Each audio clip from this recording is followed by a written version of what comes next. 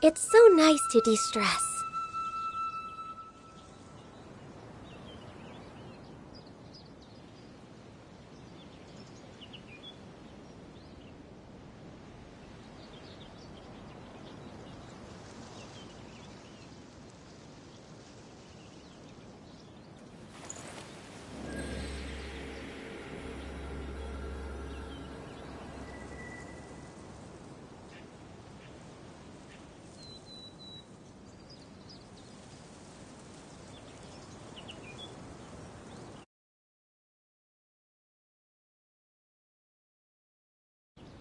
If you lie on the grass, you can feel the heartbeat of the world.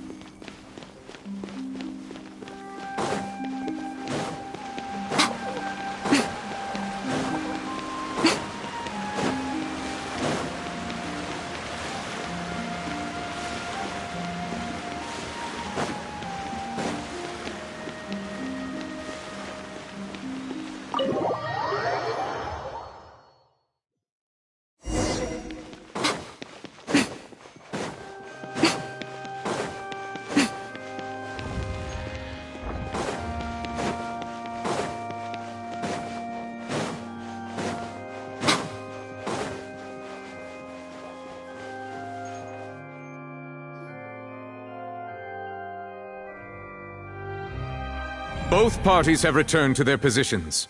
Let us continue the trial. When last we left off, Mr. Linney acknowledged the new evidence presented by Lady Farina as fact. Therefore, Lady Farina may continue stating her reconstruction of the events. That took long enough.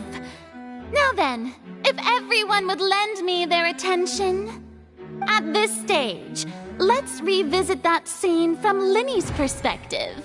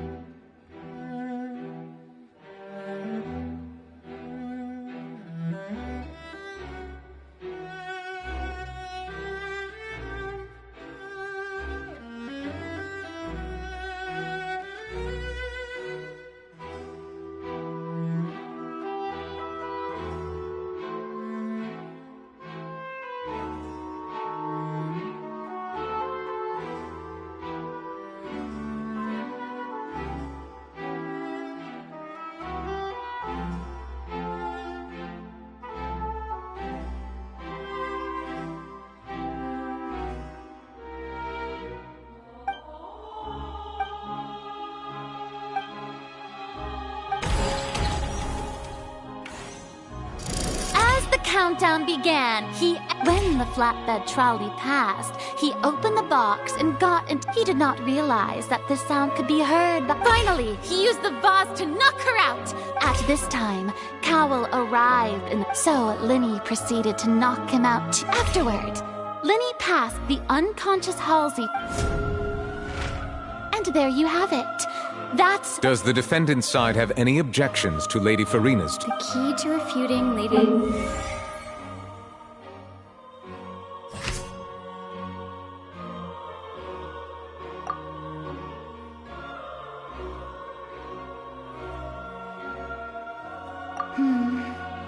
Seems that...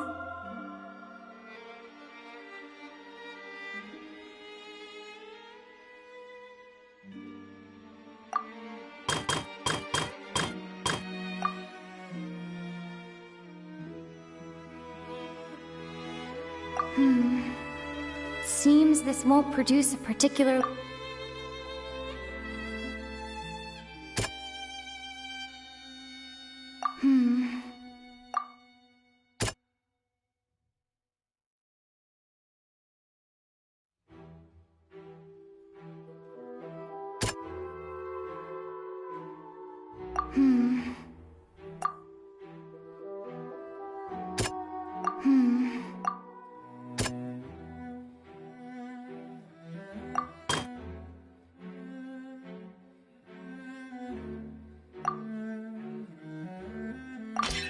According to Linny,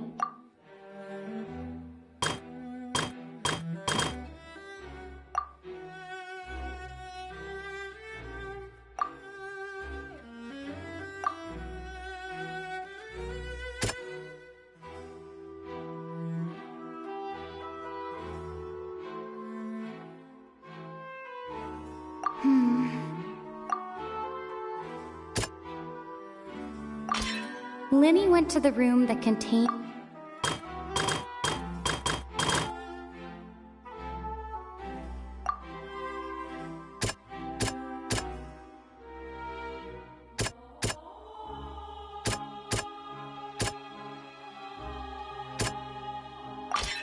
Linny did not take...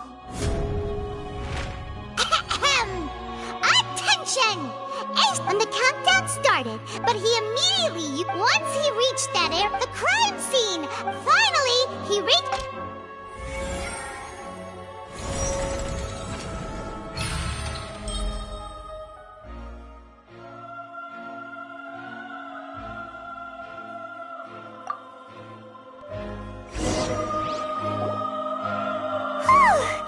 Paimon did it! Paimon actually managed to say all that! Wasn't it awesome? In other words, you believe that he knew nothing of the incident? That's right! My reasoning? If that's the case, then if Cowell hadn't entered the tunnel, who was the entire setup meant to kill? Assuming that what you say is true, Linny only needed to kidnap the young girl to cause a new disappearance case. What would the point of killing someone on stage be? Oh, they have a point. That's right, you tell them! And that's why they're partners of mine. They've managed to turn things around. Oh, well, your denial is very strident, I'll give you that. But what proof do you have to back your claims?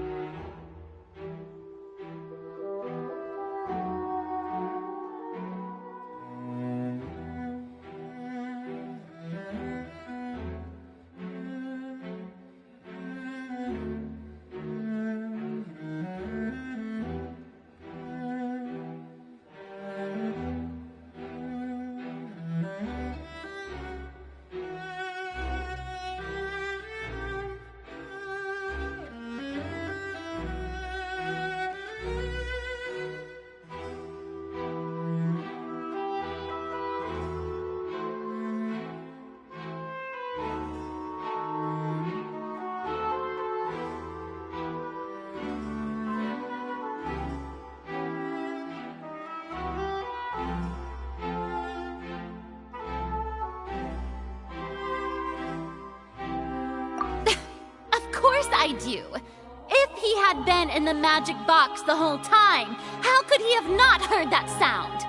Why do you ask? You're saying that he wasn't?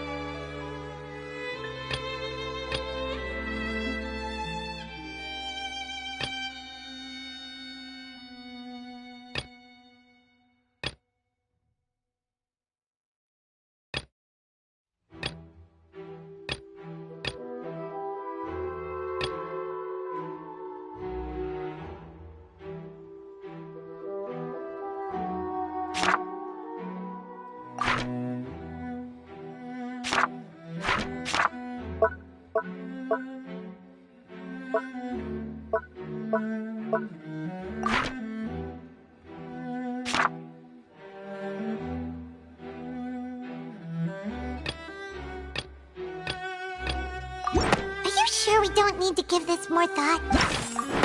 That's right! This means the same clue. To think you'd use such luck.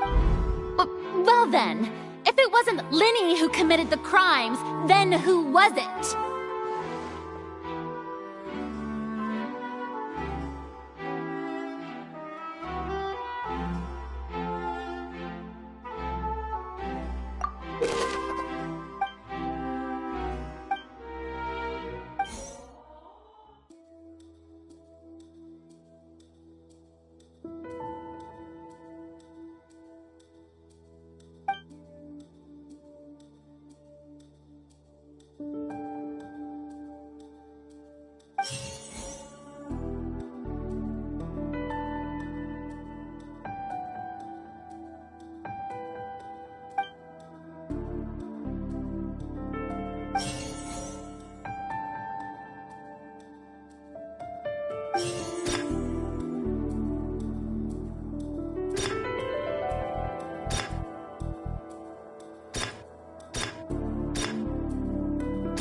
The deceased's name is Cowl, Linny's assistant.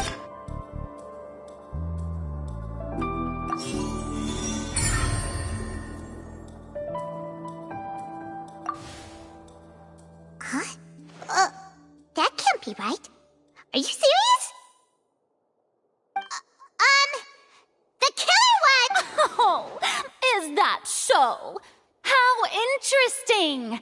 What I must do next is recreate the truth. What Cowl did, and how he went from would-be perpetrator to victim.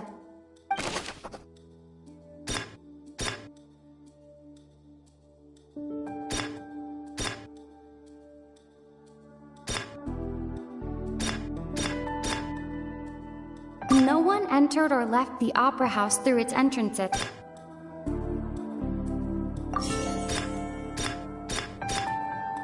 The sound we heard may have come from a clash between the missing Halsey and the criminal.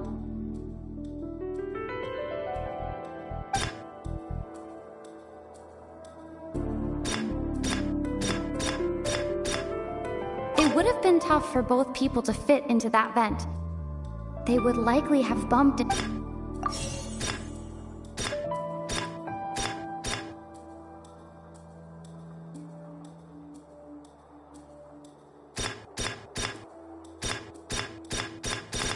Linny was not in the tunnel at that moment.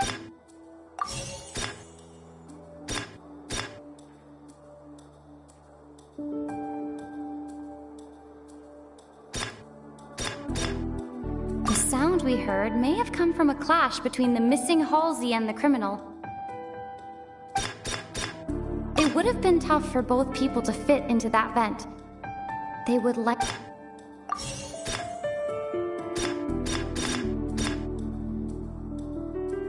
No one entered or left the opera house through its entrances.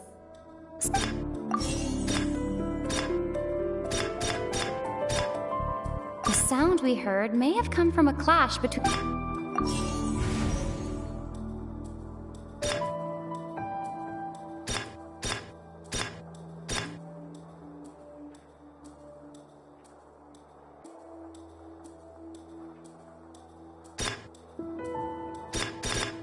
The deceased's name is Cowl, Linny's assistant.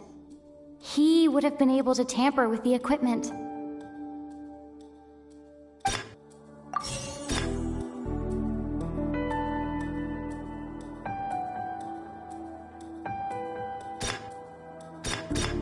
It would have been tough for both people to fit into that vent.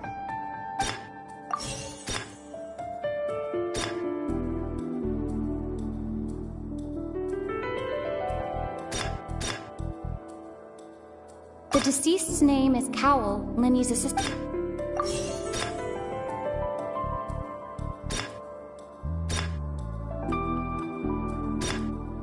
No one entered or left the opera house through its entrances.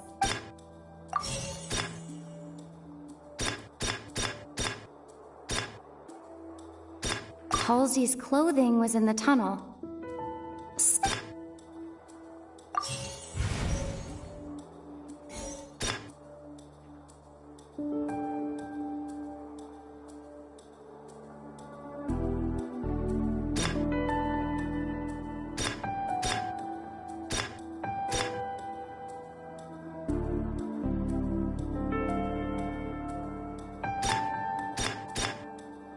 It would have been tough for both people to fit into that vent.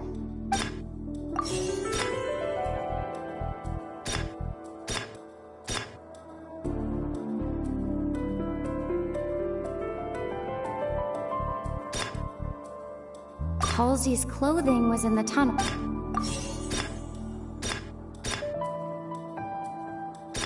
The sound we heard may have come from a clash between the...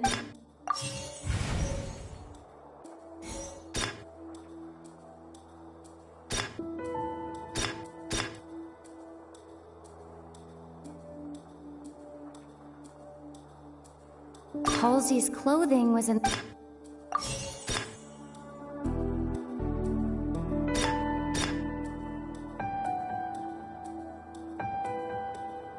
The sound we heard may have come from a clash. No one entered or left the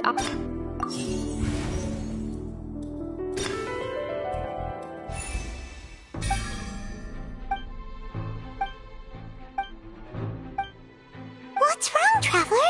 Are you still having Look, since we're at a dead end, just like the trick is it... If only we knew. Well, that would be nice, but the tunnel... It's not like this is a magic trick where you can just... Excuse my interruption, dear opponents, but do you not see that the crowd is...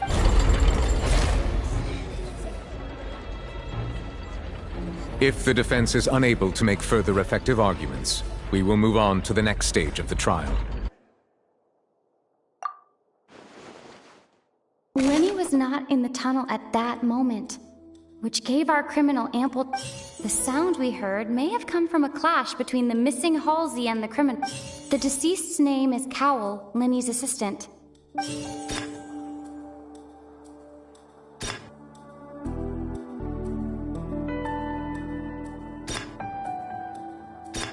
The vase was not broken by chance.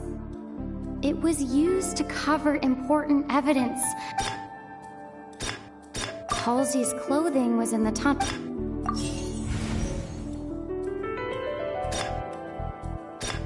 No one entered or left the Opera House through its entrances. So, where would the crypt...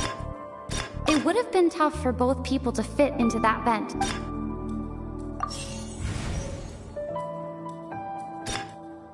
No one entered or left the Opera House. The vase was not broken by chance.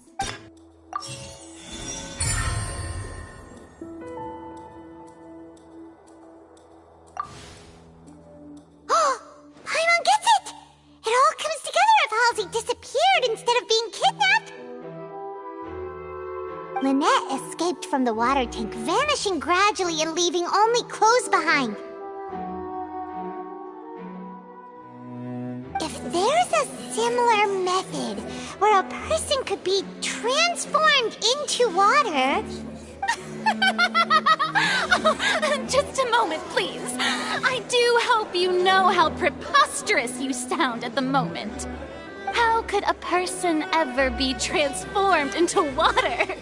This is reality we're talking about here, not some magic trick.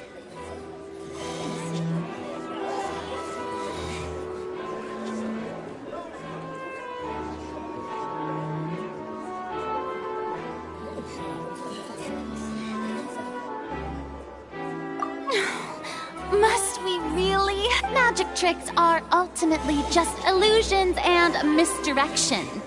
But Halsey's disappearance is very real. We're talking about two completely different things. Even so, I trust the Traveler's judgment. The truth must be out there somewhere. Perhaps some new line of reasoning may open if we try to gather all the focal points that don't make sense. Since Cal was the deceased, we haven't placed much attention on him. But given that we aren't making much progress with the case, it wouldn't hurt to have a look at his belongings, would it? People really do come up with all sorts of harebrained schemes when at the end of their rope. The way I see it, your suggestion that we broaden the scope of our investigation is nothing but a tactic for stalling the trial. Nevertheless, I believe that this is a reasonable request on the part of an attorney. Since the trial does indeed appear to be at an impasse, I believe that additional evidence may help us make more progress. Guards, please step into the lounge and examine the personal effects of the deceased Cowell.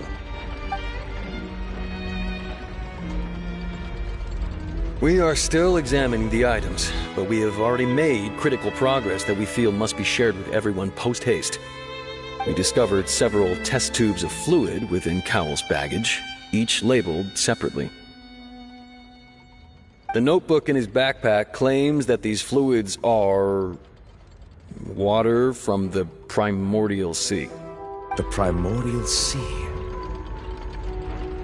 The note's contents also indicate that Cowell belonged to an organization that sells illegal drugs and that he had an accomplice. The notebook has many entries concerning safe usage of these fluids, in which the keyword dissolve appears many times. One of these tubes was labeled Opera Epiclese, along with yesterday's date. It is empty. The notes also state that these dissolution properties work exclusively on people from Fontaine. It's likely that Halsey was chosen as some sort of test subject. As such, we believe that the defense's hypothesis is, in fact, supported by sufficient evidence. You've got to be kidding! People dissolving into water? Could something so ridiculous actually be true? Wait a moment. This reminds me of a certain prophecy, but it's just a coincidence, isn't it? Huh. If people can become water, does that mean that the water tank's real use was as a means to hide water stains? And if Cowell was targeting that girl... Wait just a minute. Could that mean... You two, with me, quick! Demoiselle, wait! What about your partners? Let's go. Just trust me. Order! Order! It is undeniable that further examination of the deceased's personal effects has yielded some surprising results, but we cannot yet verify the veracity of these clues. Still, let us assume that these clues are indeed authentic, albeit with the understanding that Ms. Halsey has yet to be found. Guards, please continue examining the items along these lines. Mr. Linney, it appears your hypothesis is supported by the evidence, so please continue speaking. Of course. Thank you, Your Honor. If we uphold this hypothesis, I believe that many of this case's seemingly unrelated clues can be connected together. Right! Like the metal hook! That one didn't make sense at all. Let's think about this. Cowell's methods must have something to do with that water from the primordial sea.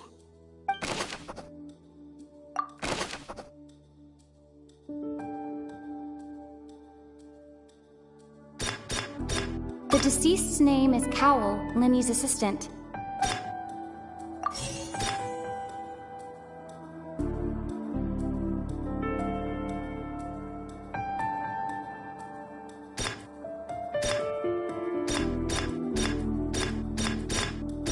The water from the primordial sea should already have been...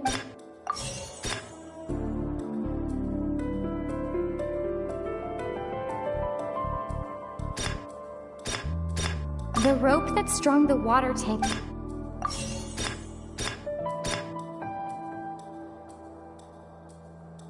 Now it seems like the hook rope was not meant for another magic trick.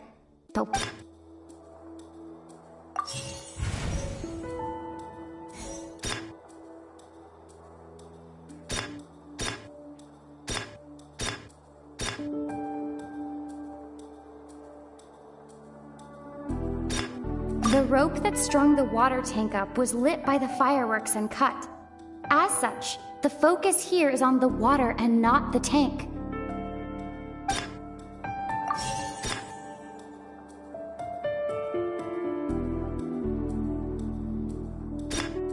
The water from the primordial sea should...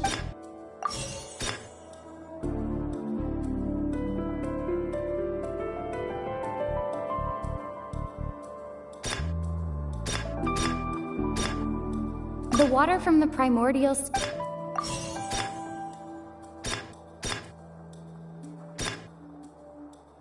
Now it seems like the hook rope was...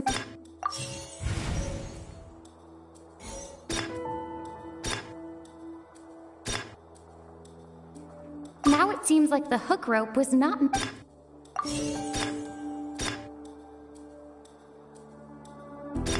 The water from the primordial sea. The rope that strung the water tank up.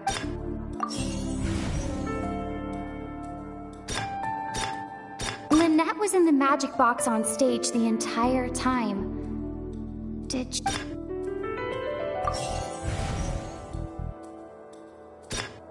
I remember there was something...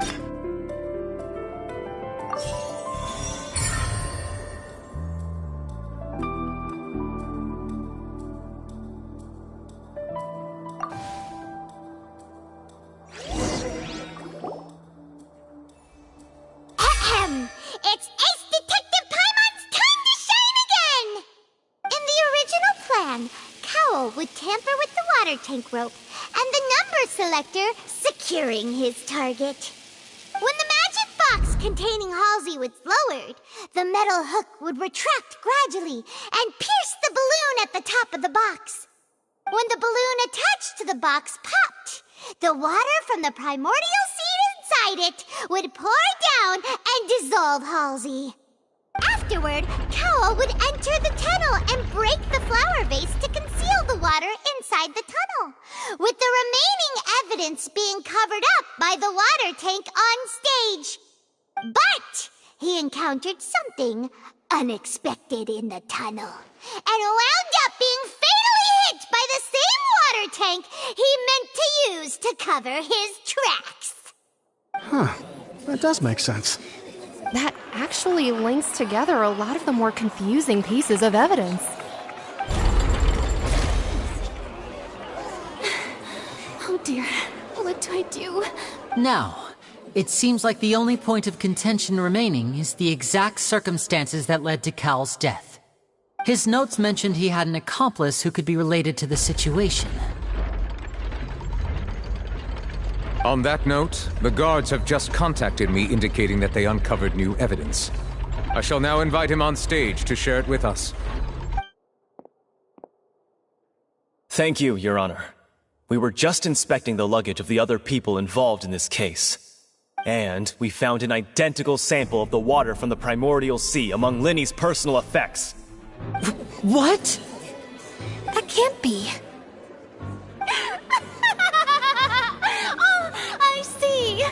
Well, how wonderfully comedic to have your own counterattack only to come back and wound you. Does this not clear all doubt? My dear citizens, my loyal audience, allow me to present my reasoning and bring this performance to a swift close. Linny did not need to take part in the dissolution of the young woman at all.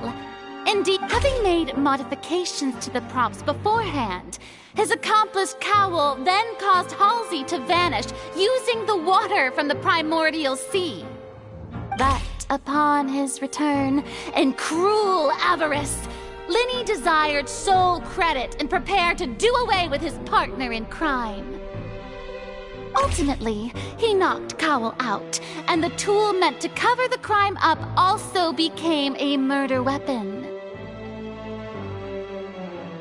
Now, as much as I regret having come to such a viciously straightforward conclusion, it does seem that the famed Fatui is quite the cold-blooded and ruthless organization. Am I right, Mr. Linny? We've used up all the evidence we collected. There's no way for us to make a rebuttal here. Is this the end of the road?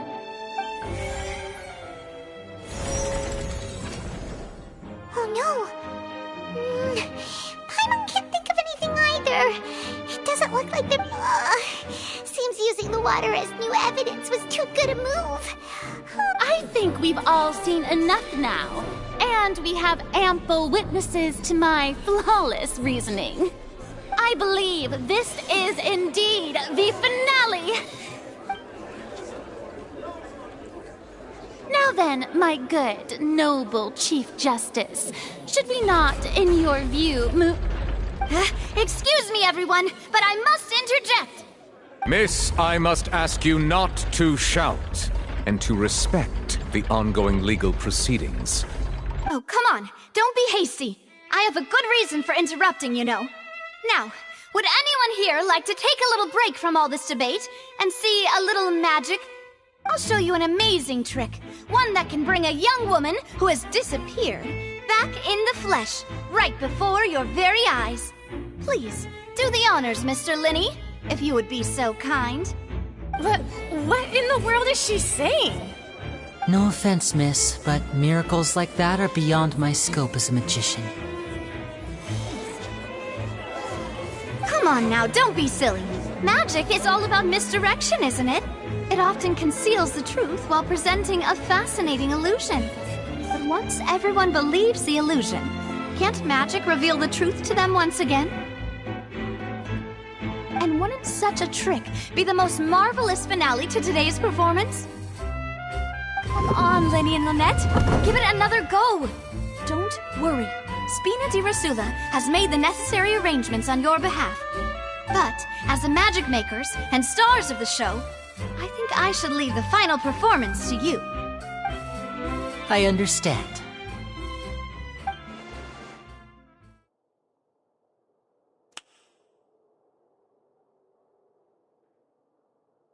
And voila!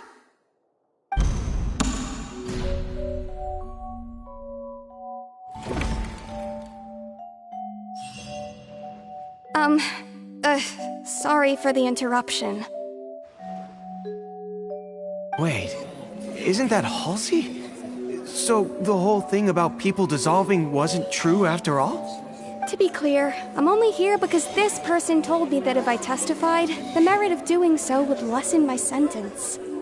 I was hiding outside this room listening to the proceedings because I was afraid that I would be the one put on trial. I was just feeling happy that no one had noticed me, and then before I knew it, she caught me. That'll teach you to underestimate us three. Where should I begin? I'm sorry.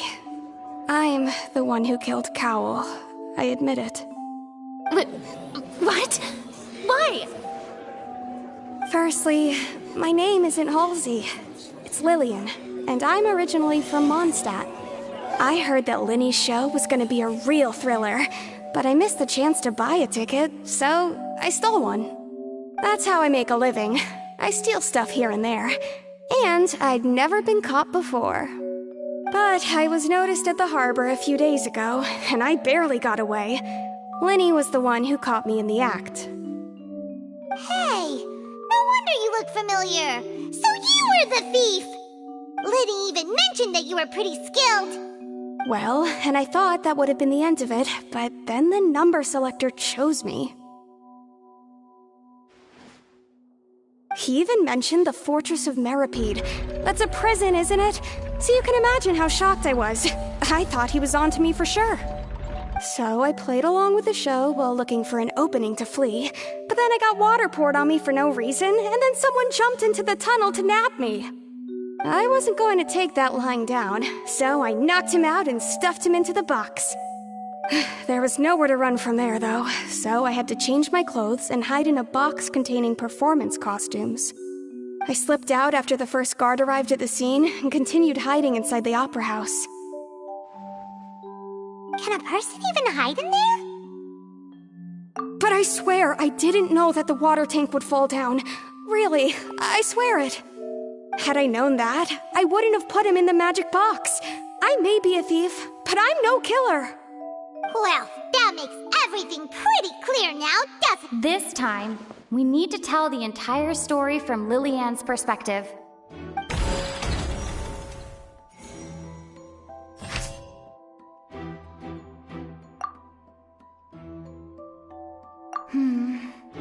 Seems this won't produce a particularly effective...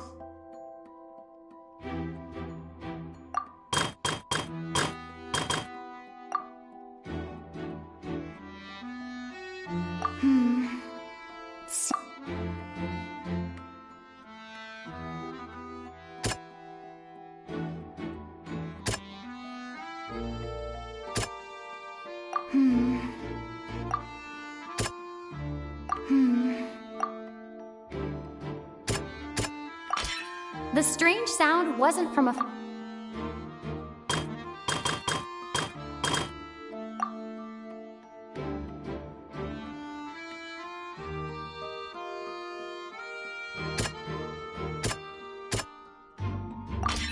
The flower vase was not...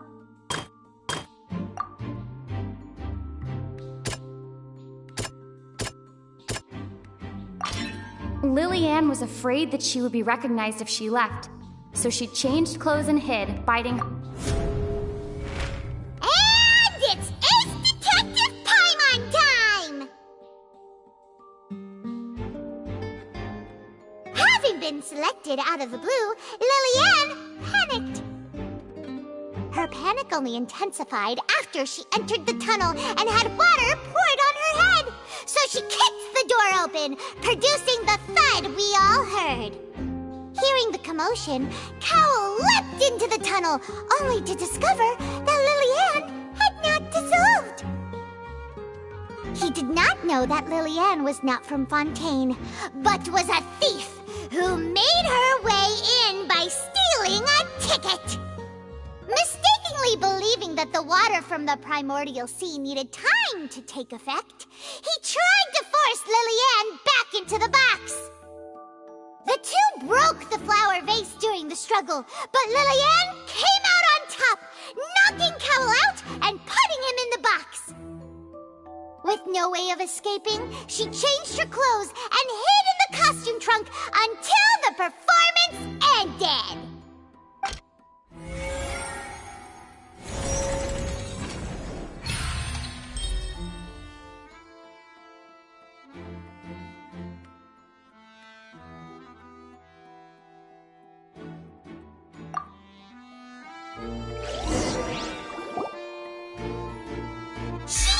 That she would have to go through guard inspection if she tried to leave afterward. So, she has been trapped in the Opera House these last 2 days. She had already become desperately hungry by the time we were chatting over macarons. So, she swiped 2 of them right under our noses. Talk about a sneaky thief. At this point, all the events that happened in the tunnel have now come to light. Ah, so that's the whole story. Bravo! Bravo! Now then, Lady Farina, do you wish to speak against the defense's statements? Please answer the question, Lady Farina. Also, if I may add, the trial has not yet ended. As such, I request that the prosecution not leave the room before the proceedings have concluded. What? Are you reading my mind now? No, I have no further arguments. I admit defeat. But really, could you at least have left me with some dignity?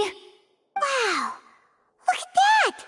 She's like a deflated balloon now. If there are no objections, then as the Chief Justice of Fontaine, I shall once again repeat the full sequence of events.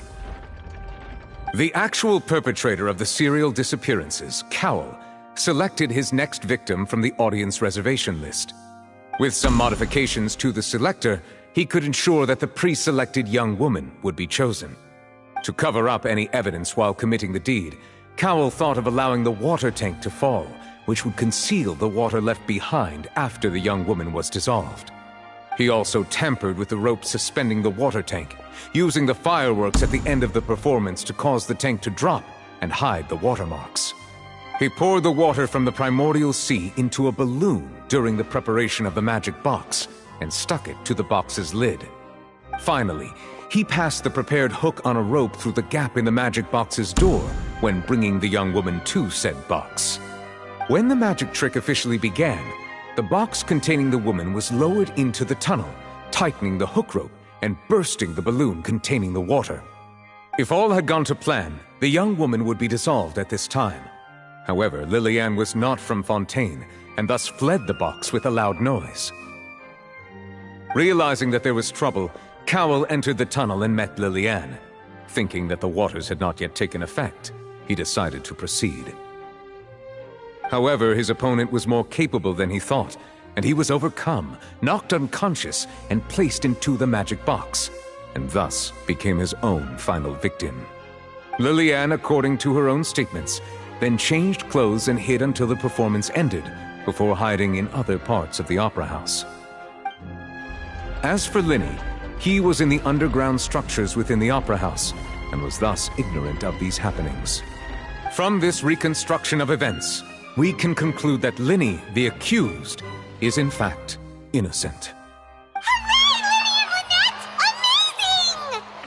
While there is much in Linny and Lillian's conduct that should still be investigated separately, this case, at least, can be handed over to the Oratrice to make the final decision.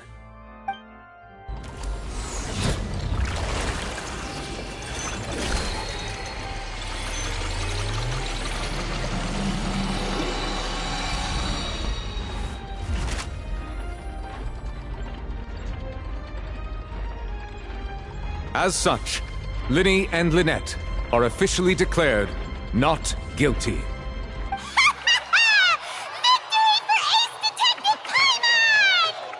Great work, partners. Thank you all. Thank you so much. Next, I think we deserve an explanation, Guard Vaughn. How did you find the water from the primordial sea in Linny's baggage? Right! Your discovery caused me to make a serious mistake, you know. Or was that not a discovery, but false evidence that you dared to bring before this court? I suspect that the accomplice mentioned in Cowell's notes was not Linny, but you, yes?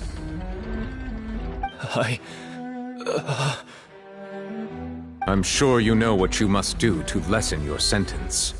Speak quickly! Unless you want to earn yourself a one-way ticket to Coupon Town. I was just following orders. We were supposed to place blame for the serial disappearances onto Linny, and thus cause suspicion to fall on the Fatui.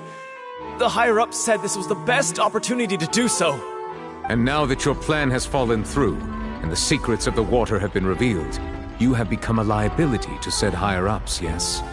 Therefore, you would be wise to tell everything you know, and seek the protection of the guards. Yes, I'll tell you everything I know. Our boss discovered that the water can cause people to dissolve. It can also be made into a potion, which when extremely diluted, can cause people to experience unforgettable exhilaration. We've been in this business for a while now, and have made decent mora off it. The disappearances were also the boss's idea. I mean, this is the boss we're talking about.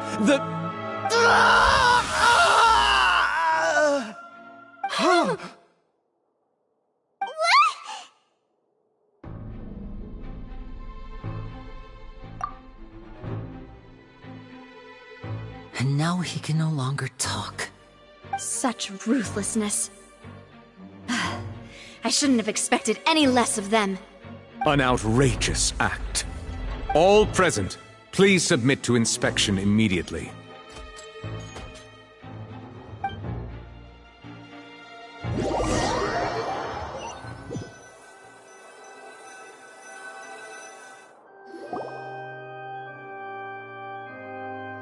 So, we're just going back now? That's true, but... Traveler, Paimon! Please wait. Linny...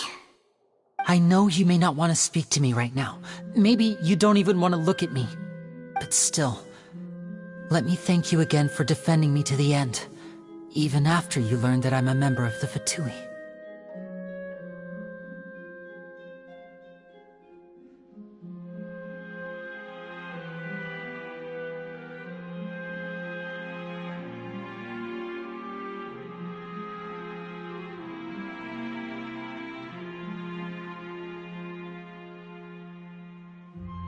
I guess. But regardless, I'd like the opportunity to set things straight. I didn't approach you with any ulterior motives or ill intent. I've spoken to you as myself, just plain Linny this entire time. As for why I'm a Fatus, it's because the goals of the House of the Hearth align with those of an orphan like me. That's all. That was how Father, who you might know as the Knave, approached recruiting us back then too. The Knave?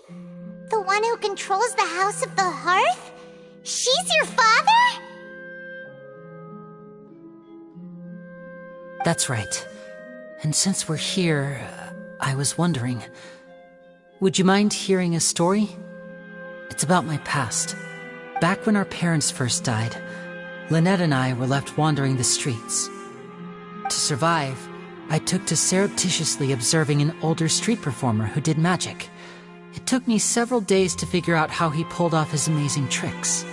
I took my sister through several streets until we found a crowded corner, and we began to perform magic tricks there. To my surprise, we proved to be pretty popular, and we could at least stop worrying about where our next meal would come from for a time. But I didn't want my sister to remain a street rat together with me forever. Before long, an aristocrat came to me and claimed that he wished to take us in after watching my performances. So you went from orphans to nobility just like that? That was how we felt at first too. As if fate was on our side and we could say goodbye to those painful days. But I gradually discovered that while we were called foster children, he was really after my talent for magic tricks. He would constantly take me to all sorts of banquets to garner attention, which he would then use to expand his social circles. That doesn't seem too bad either. Better than roaming the streets at any rate. It took a while for me to realize just how dark his heart really was. After one particular performance at a banquet, I discovered that Lynette was not on the same return vehicle as me. I waited a long time after we returned home, but she did not come back. I went to that noble's bedroom and asked him about her whereabouts. The answer he gave me was, she caught the eye of the most eminent person at the banquet, so I sent her over as a gift. I mean, you'll be able to perform your magic regardless of who your assistant is, yes? Oh no. So he was gonna... But wouldn't Fontaine's laws deal with such people? As far as outsiders are concerned, this is a relationship akin to adoption or foster care. I managed to ferret out the location of the mansion of that so-called eminent person and hurried through the night. But by the time I leaped over the walls, avoided the guards, and made my way in, all I saw was the moonlit ground covered in blood, and the knave standing there in the darkness.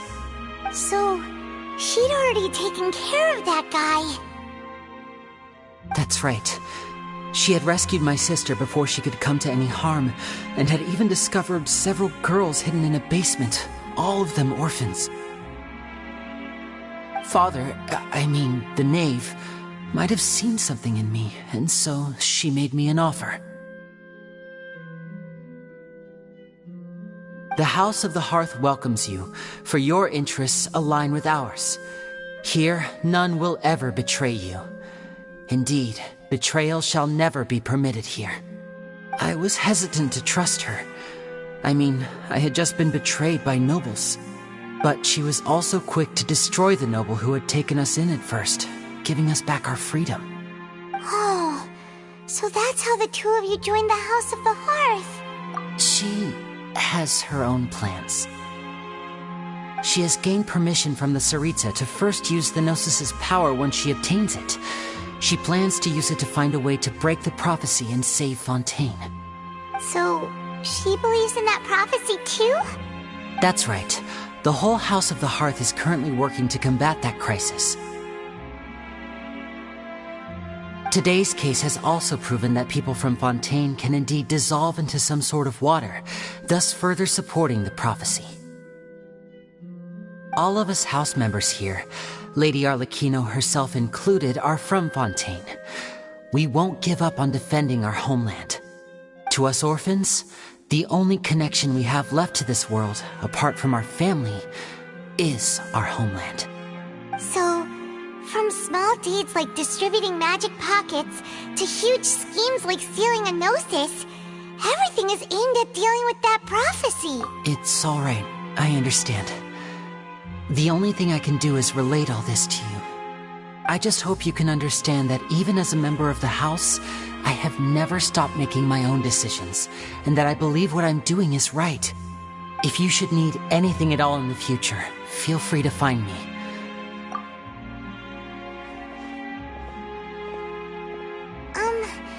Bye, Linny!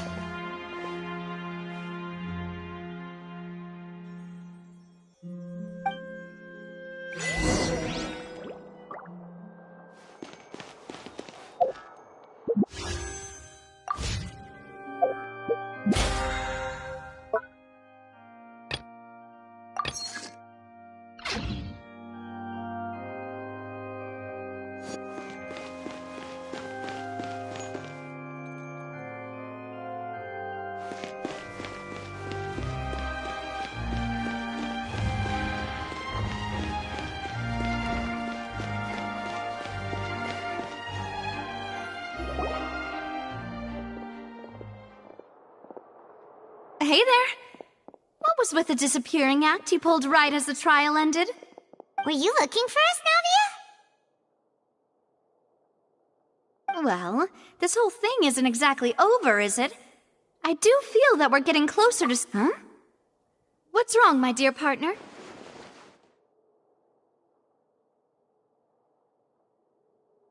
Besides, are you sure we're the ones who can crack a case that's been cold for decades now? And given that there's new evidence from the trial, there should be a trail of breadcrumbs for the Hydro Archon's people to follow now, right? Ah. I see. Well, I won't lie. I'm a little shocked to hear that from you. But I suppose you are just travelers who have only arrived in Fontaine after all. Sorry. I might have been too presumptuous. Don't say that, Navia. Ah, and we were having so much fun investigating with you, too.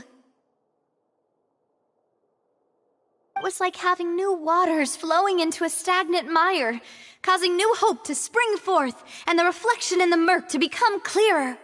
Well, sorry about that. I'm a bit prone to nostalgia. Don't mind me. Wait, shall we have a farewell meal? You know, to commemorate our time as partners? Huh? Do we really need to get that formal? Well, guess you really did treat us as partners, huh? Well, I'd just like to have a proper ending to every important memory. That way there are no regrets later. Anyway, it would just be a meal, so it shouldn't take up too much of your... You don't have to twist Paimon's arm. If Boss Navia's treating, count Paimon in! Oh, wonderful! In that case, why don't we return to the Court of Fontaine and head to the Hotel de Boer? I believe we'll make it just in time for dinner. All right then, let's have our farewell meal!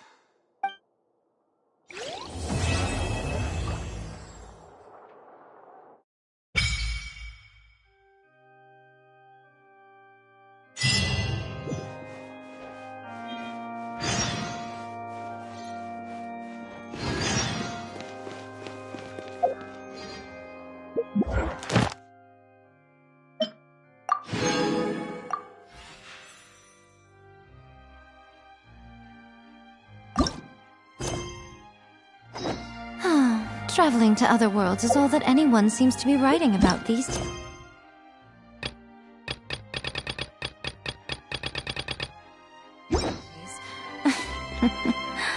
Goodness knows.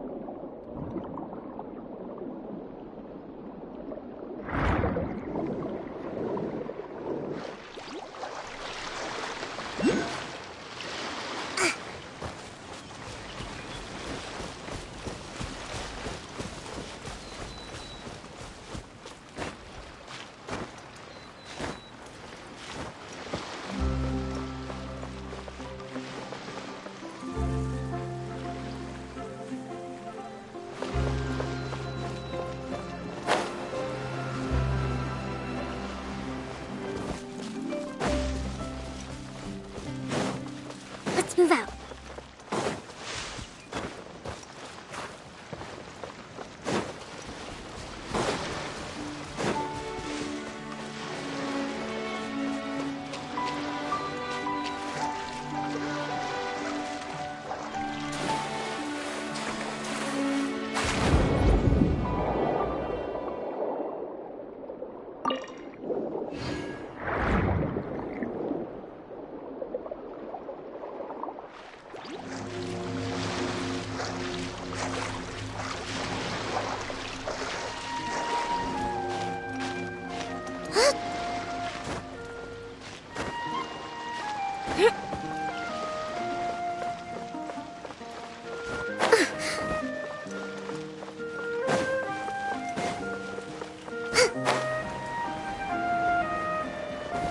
Breathtaking.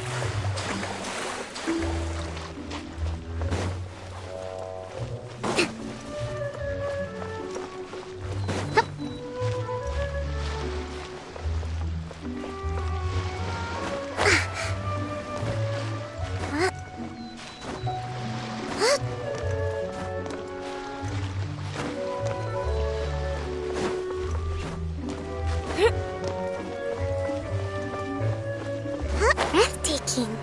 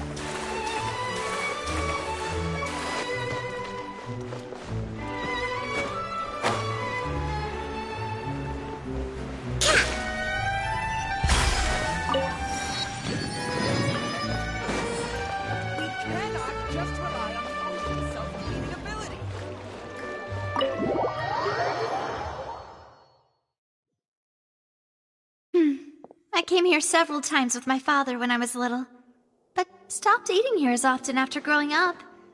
I hope the food here will be to your taste. Oh, don't worry! We haven't eaten at a hotel like this in a while.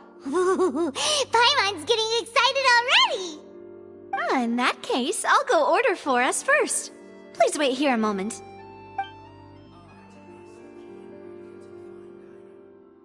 Ooh, everything looks so good! People in Fontaine sure know how to enjoy life! Why, of course. Go ahead, try whatever you like. If the food's good, I'll make a group reservation for the rest of Spina di Rosula next time. And if it's not? Well, then I'll still bring everyone. Albeit with only one dish per table. You, sure have your own way of doing things. Oh, we called this a farewell meal, but we could also treat it like a victory. Oh, true. Very true. In that case, boss, we'll have another 2 dishes. Huh? Paimon didn't mean that you had to order even more food.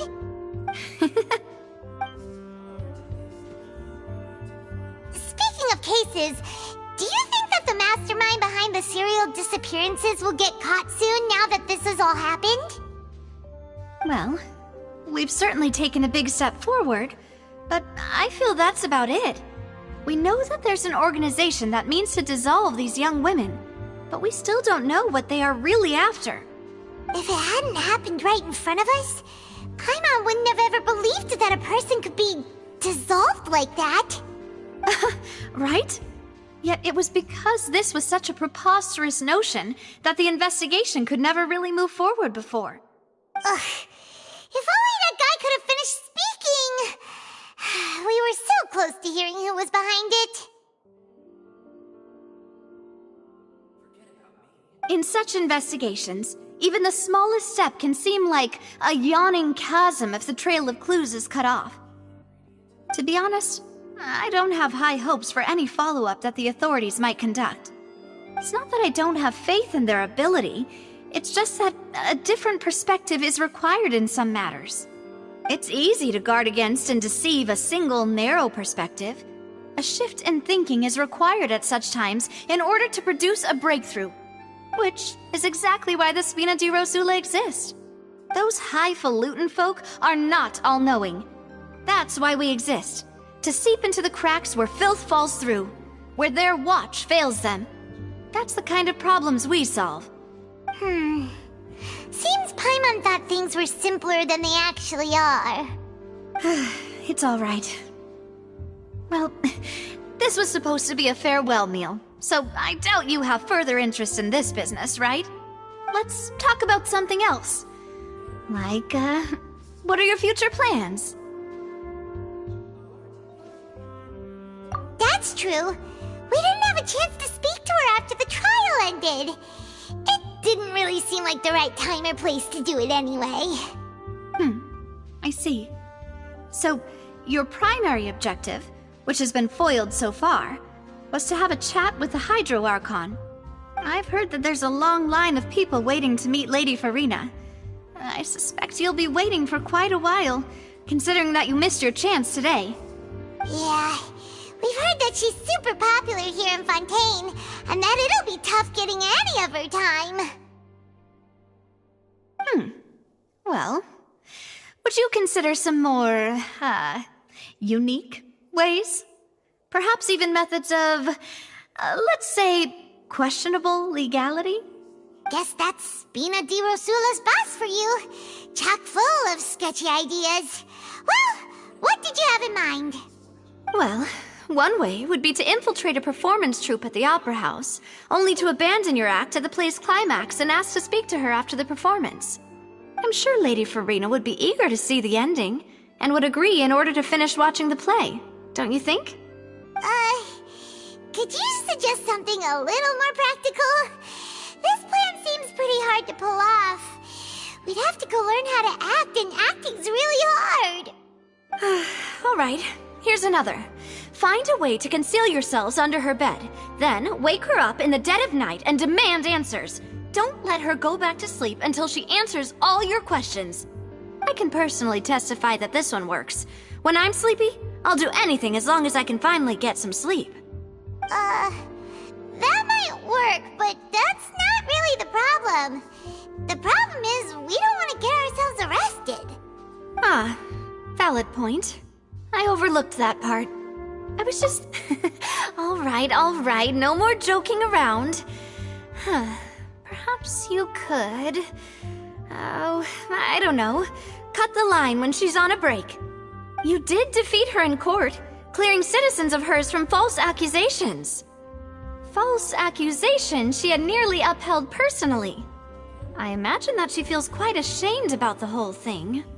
You mean that if we catch her while she's on a break, she might be too embarrassed to refuse? Oh, that does make some sense.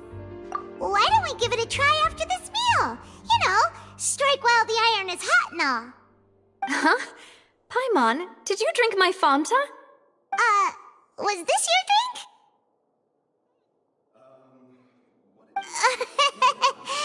Sorry about that.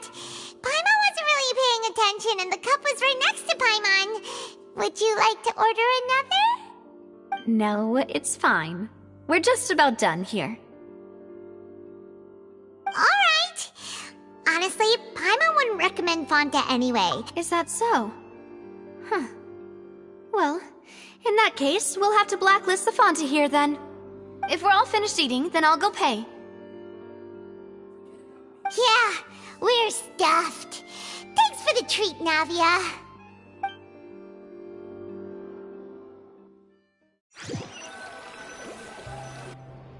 Oh, so full. Paimon can barely float anymore.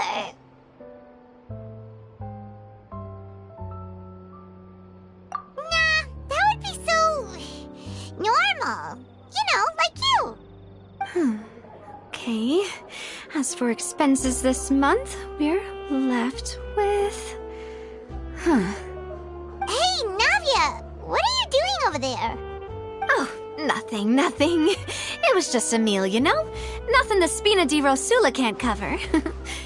Let's get ready to try to meet the Hydro Archon again. Bye, Navia! So this is goodbye, huh? Well, if you do encounter any other trouble in Fontaine, you're always welcome to contact the Spina di Rosula. I'll give your request the highest priority. In any case, I wish you smooth sailing. I'll see you again, partner. See ya!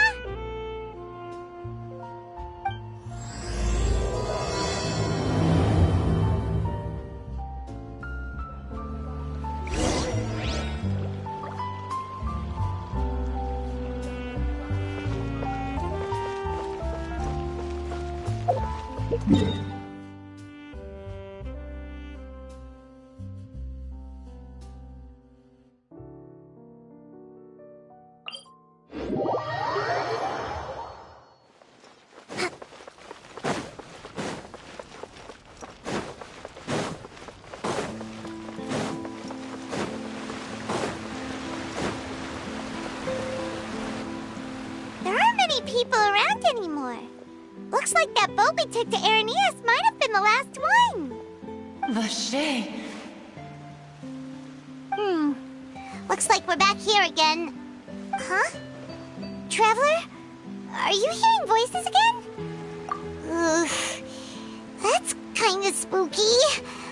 Are you sure we don't want to come back in the morning? Vache? Vache! Hey, why are you still walking towards it? There might be something there. Huh? Hang on. Paimon can kinda hear a voice. It's calling for Vache, right? Hey, Traveler? Stop walking! Come on, wake up!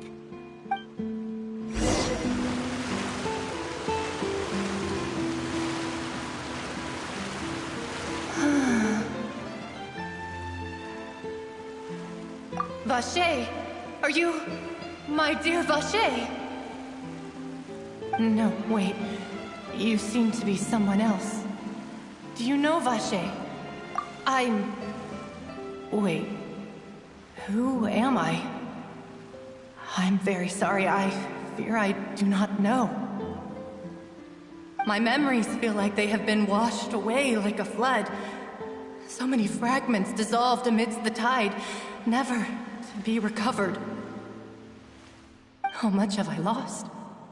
How many things that I once held dear while on land have I since forgotten? Yes, that is what I was once. But now, I am but the consciousness of one who has lost their form. I do not know how I came to be like this either. I also remember going to many places.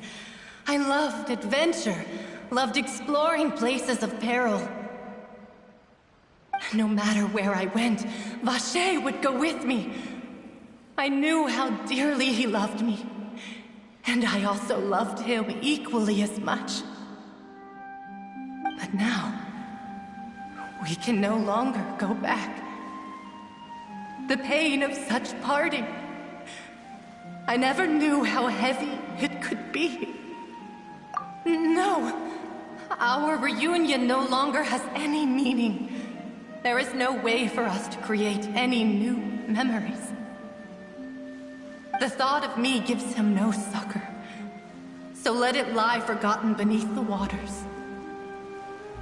If you meet Vache, tell him not to look for me. Tell him to move on.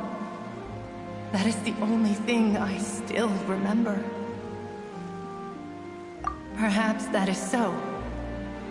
As I was submerged in the waters, losing consciousness, I saw Vache above the surface. His eyes were filled with such sorrow, such longing.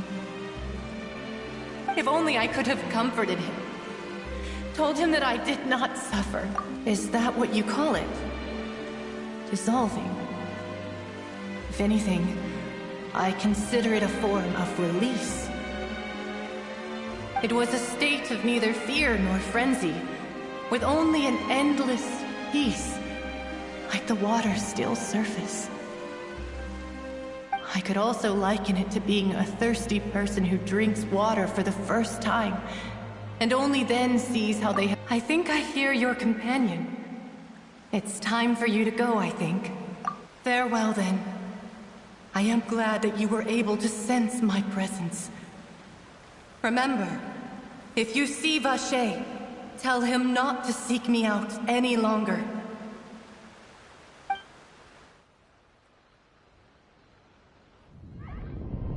Wake up! Come on, hurry!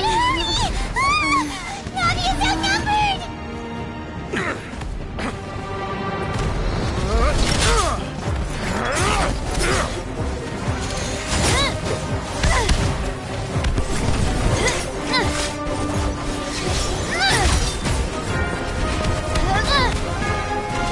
Demoiselle, look out!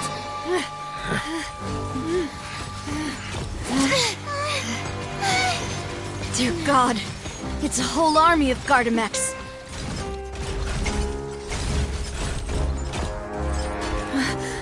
Chlorand?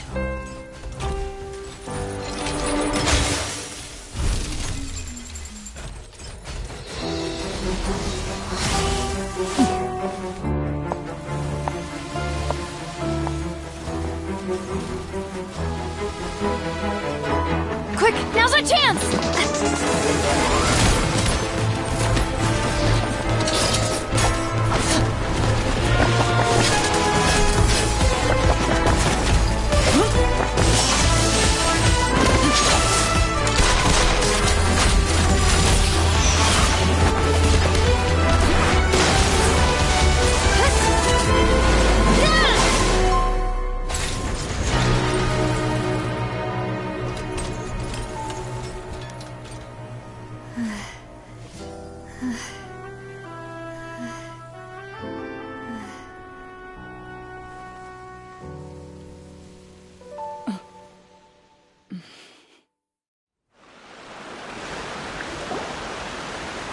I should thank you for lending us your sword there, Clorand. But before I do so, could you explain how you managed to show up here? I followed you. It seemed to me that danger has followed you more closely as of late. I believe that following someone without their knowledge is actually called stalking, is it not? Mr. Callus's last wish was for me to ensure your safety, and I will not betray his trust. He would do the same, were he alive today. Do not speak of my father! Sorry, demoiselle. I was not strong enough. Thank you for your aid, Miss Clorand, but do keep an eye out for your manner of speech. I believe we all wish to avoid unnecessary emotional harm. Sorry, I did not consider your feelings. Whatever. What else do you know? How did you come to the conclusion that I'd be in grave danger? I doubt I know much more than you, but I believe that the mastermind behind the serial disappearances is very powerful. Your performance tonight will almost certainly attract their attention. I'm sure they've known about me. To be honest, I'm shocked it's taken them this long to act against me. And what about these Gardamex? I thought only those associated with the Maison Gardiennage could control them. None of these mecha have serial numbers. I was sure to check a moment ago. They are not the ones used by the authorities to enforce the law. I can only conclude that some powerful or wealthy party must have obtained them via illegal means, deploying them as a private force of sorts. What? Your point being that they're out of Spina di Rosula's league, then?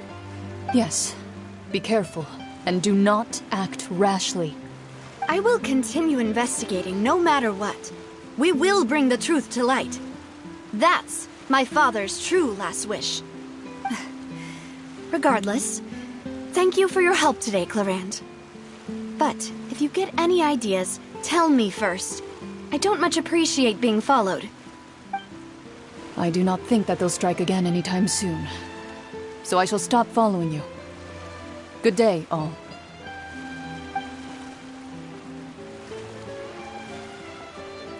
Right. I suppose that's the best news we've gotten today. Demoiselle, I believe that Miss Clorand was being sincere with you. If we tried, we could attempt to thaw relations a little. I know, she's... Oh, thank goodness! Paimon thought we were done for! Those Gardamex came out of nowhere while you were unconscious, and Nadia and her gang saved us! Oh, and there was that champion duelist named Clorand who came out to save us too! We got... Oh, come now. Forget all that polite talk. That wasn't really a farewell meal we had back there. Not for me, anyway. In truth, I hope that every meal we have together shall be a victory feast. As such, we're still partners. There's no need to thank me. It will take 50 years for me to match Demoiselle's magnanimity. If it were me, I would have joined the Spina di Rosula on account of her goodwill long ago. All right, you two. That's enough. Actually, Navia, how did you know that we were in danger? You sure did show up in the nick of time. Well, to be honest, you're the one who tipped us off, Paimon. Huh? Really? Paimon contributed somehow? Ooh, Paimon's even more amazing than she thought! Yes, all thanks to you grabbing my drink by mistake. How did that help? After we parted ways, I was on the way back to one of our bases when I suddenly thought of what you said. That the Fanta tasted kind of salty and icky. Fanta only comes in sweet flavors, so how could it have tasted salty?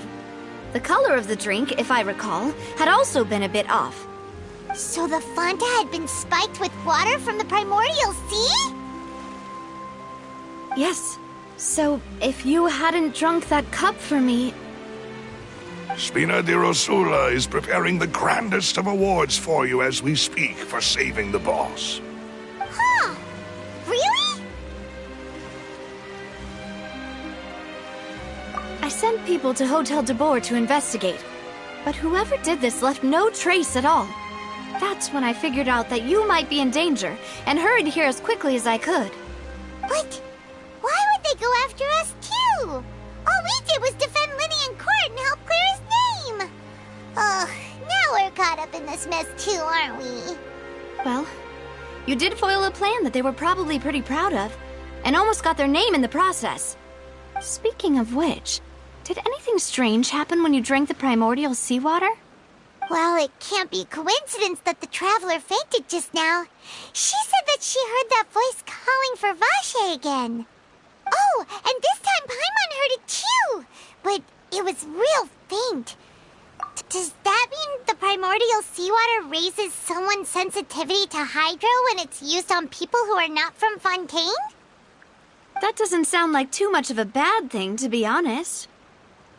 New intel? While you were out cold?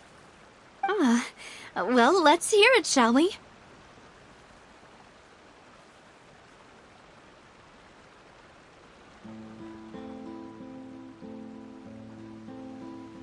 Oh, that is important.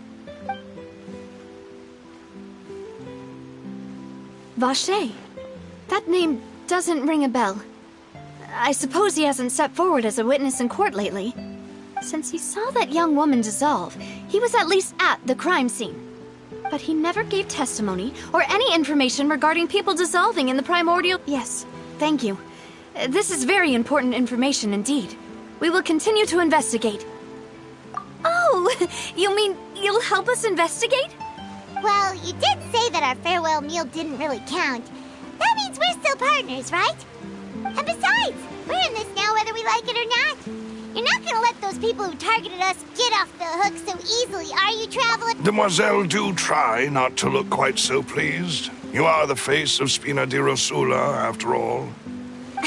You talk too much. Well, in that case, let's head back to one of our bases, shall we? I'll arrange accommodations for you. We also have some plans to go over, and hopefully we can deepen our bonds as partners. But we'll take that one step at a time, I guess. Don't worry, you two. With us around, our base is definitely secure.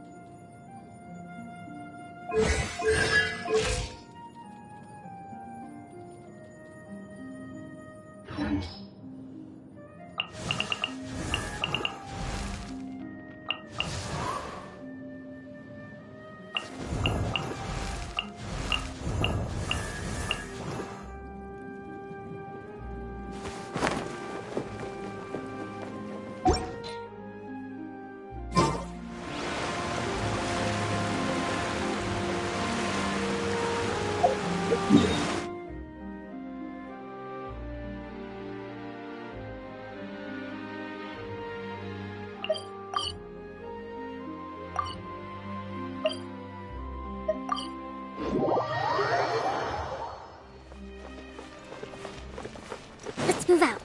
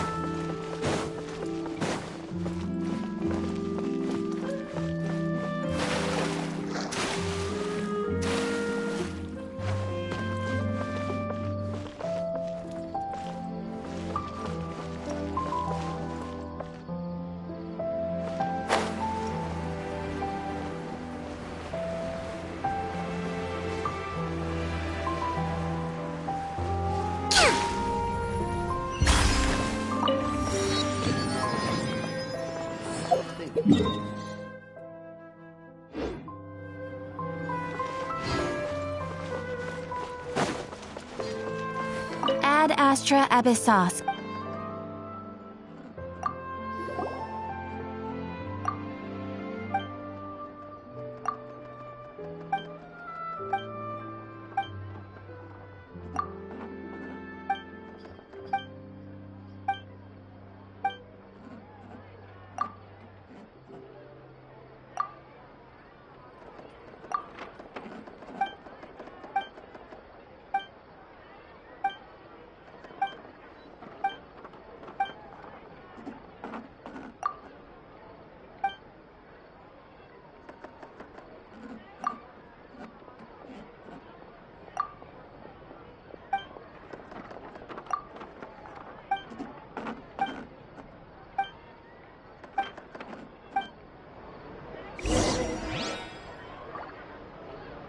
Ad Astra Abyssos. Thank you for completing today's Ad Astra Ab.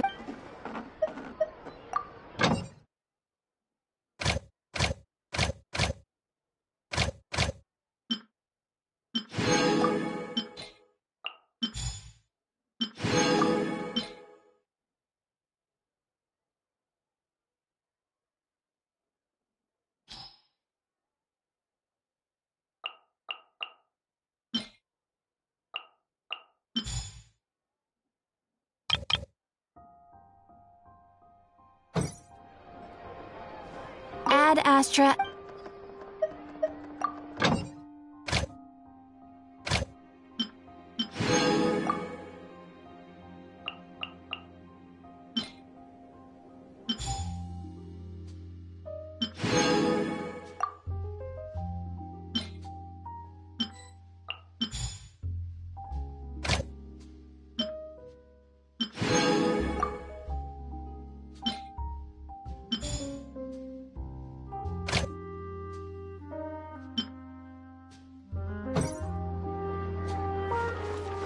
There'll be an extra fee for that.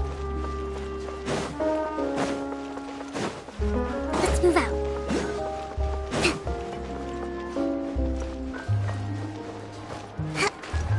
Breathtaking.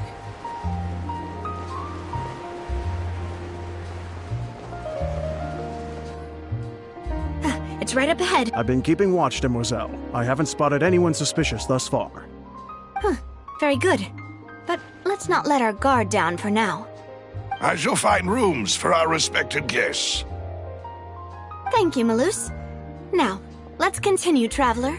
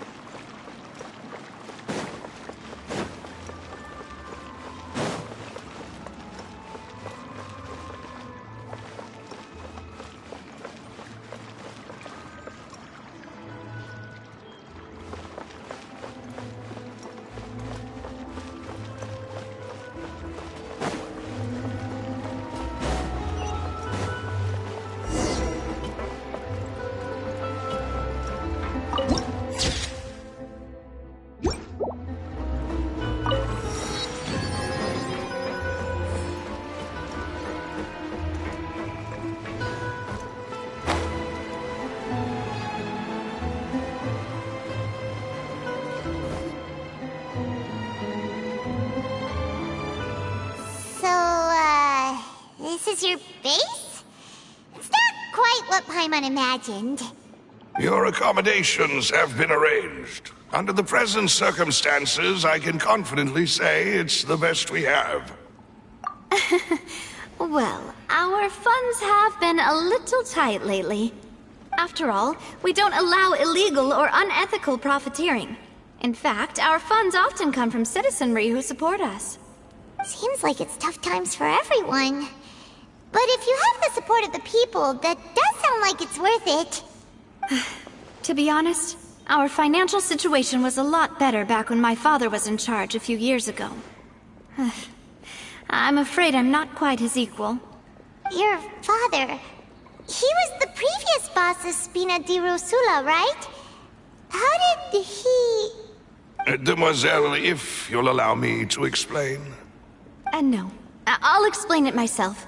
I suppose I couldn't run from this topic forever.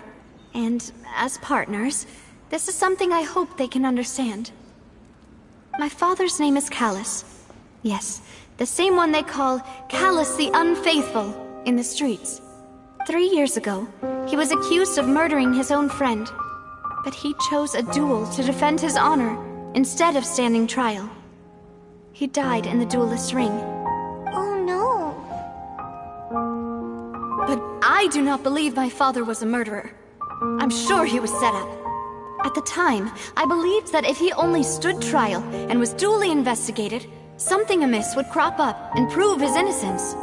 But strangely, he not only requested the duel himself, but rumor has it that even after being seriously injured, to the point where he could be deemed as having lost the duel, he refused to surrender, determined to die in the arena.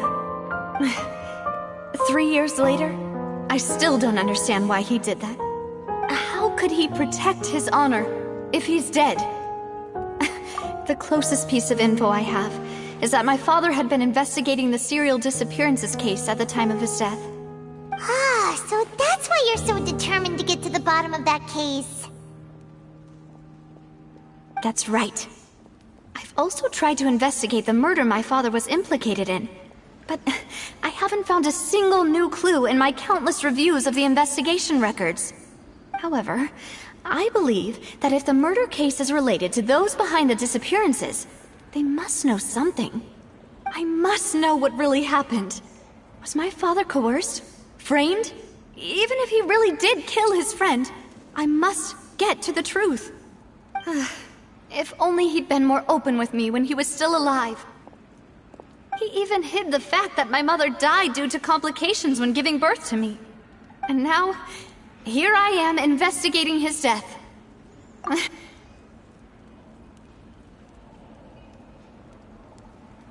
Demoiselle, please, if there is anything I can do, anything at all. I also will never believe that Master Callus murdered anyone. There are none whom I respect more than the two of you, Demoiselle. Master Callus did so much good in life, yet all it took was one murder case for him to be dubbed Callus the Unfaithful. Even our supporters decreased greatly due to that incident, hence our strained finances at present. Wait, if Callus was such a good man, wouldn't people at least be a little suspicious when he was accused? No. Perhaps people just revel in that kind of drama. It's not something exclusive to people from Fontaine, really. Everyone's like that. People love watching the evil turn over a new leaf, but they also enjoy watching good people fall into an abyss from one slip-up just as much. But how could... never mind. If Callus was really falsely accused, we have to find the truth. He didn't deserve to have that happen to him. There is one other thing. Master Callus's opponent in the duel was Ms. Clorand. Oh, her? Well, then, yeah. That's not the sort of thing that you can just let go and move on from. Ms. Clorand has always placed great emphasis on the honorable nature of the duel. If her opponent doesn't yield, she will not stop either. She knew Master Callus beforehand and greatly respected him, but seeing how he was resolute in the arena, There was only ever one choice she could have made. It's not that I don't understand her at all, but I just can't deal with this yet. Don't worry, Navia. Paimon knows how you feel. You don't have to force yourself to do that. Afterward, Miss Cloran told us that at the start of the duel, yes, that is our understanding as well. Oh, Papa. What madness drove you to ask the person who killed you to take care of me? All right, anyway, that's the information I wanted to share with you. Thanks. You two should go and rest. This was quite a day after all. Yeah, Paimon's beat. Please, relax and get some sleep. We will ensure you rest soundly.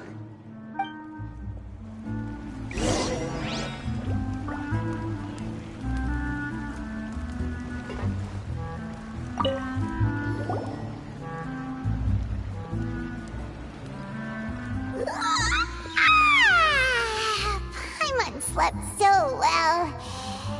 This place feels almost too safe. Huh? Navia? Where did the other two go? I sent them back to Poisson. It's Spina de Rosula's place of origin, and where we have our headquarters. There's not much for them to do here at the moment. Paimon gets the feeling that you're just trying to get them off your back. But never mind that.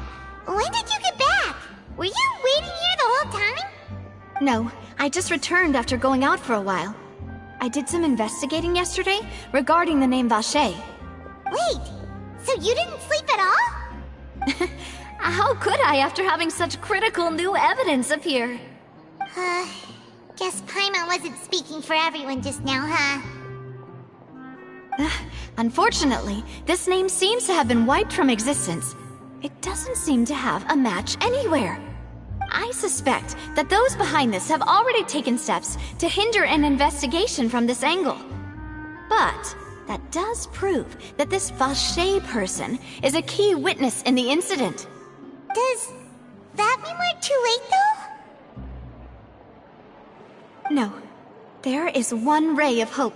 One place in Fontaine that they would find almost impossible to threaten, no matter how much they wanted to.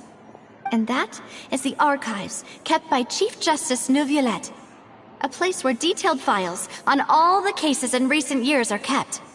If the Oceanette you met is one of the young women who went missing recently, we should be able to find some related information there.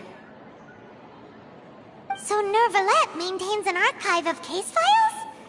Whew, guess that's the hard-working Chief Justice for you. In that case, let's go talk to him, shall we? Aren't you coming along, Navia? Did you get tired? No, it's nothing. Let's go see the Honorable Chief Justice.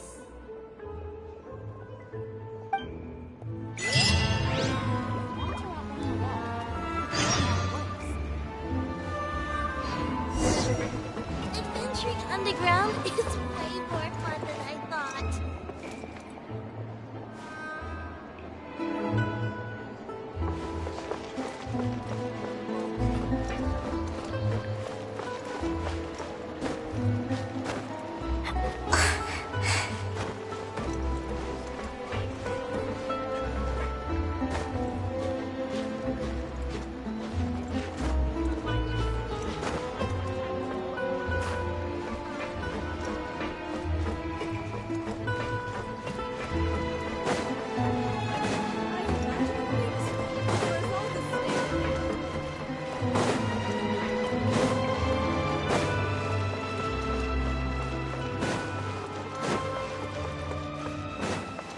Let's move out.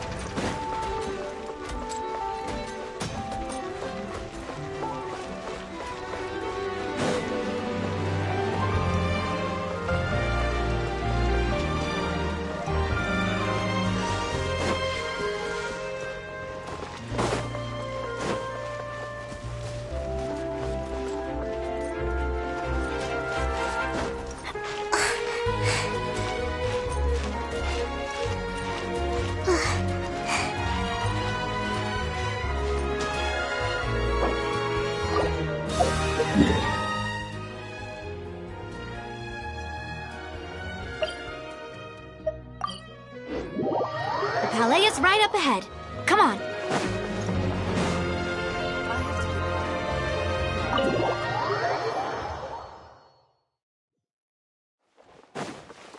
Let's move out.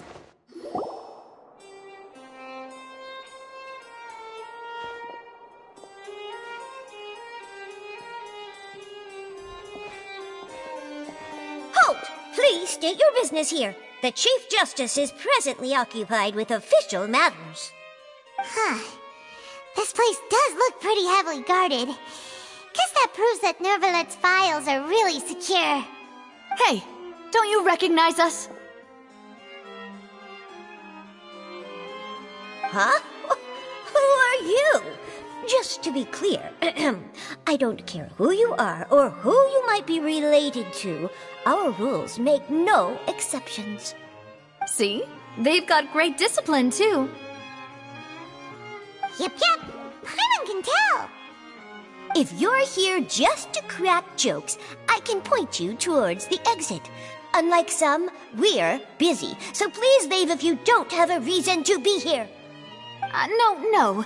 What I meant to say is, shouldn't you remember us from a few days ago?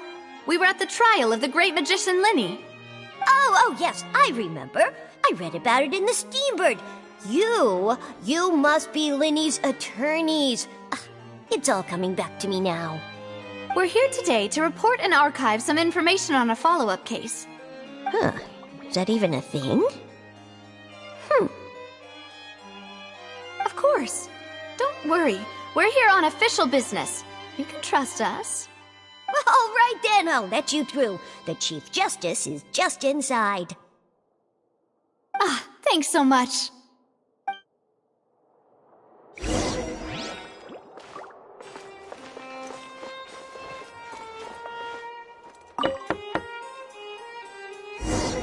Please come in.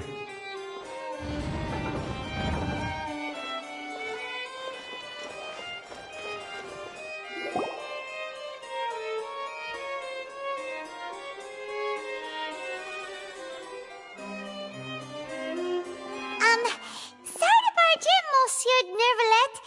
We only lied to get in because we didn't know any other way. It's all right.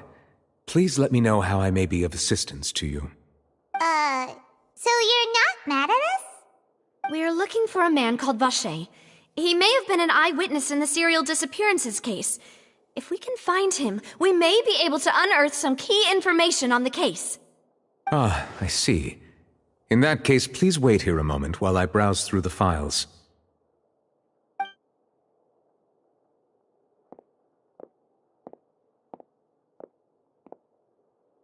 Who knew that Nervalet would be so easy to talk to?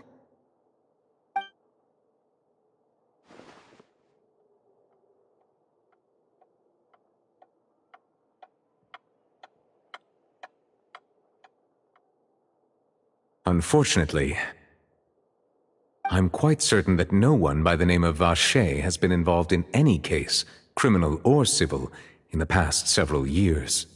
There are no records of him either in the files or in my memory. Traveler, what if it was really just a dream? Is that so? All right then. Thank you so much, Monsieur Neuvillette. We'll take our leave now.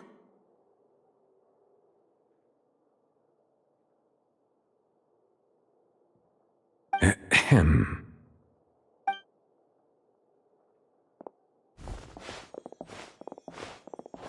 Miss Navia, I can understand how you feel.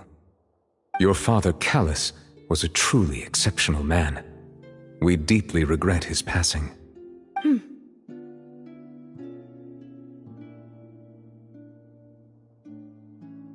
And what are you trying to say, Monsieur Neuvillette? Are you trying to console me? Extend your sympathy? Or just express some tendril of regret? No. You are not trying to do any of that. I can hear it in your voice. There's no emotion behind your words.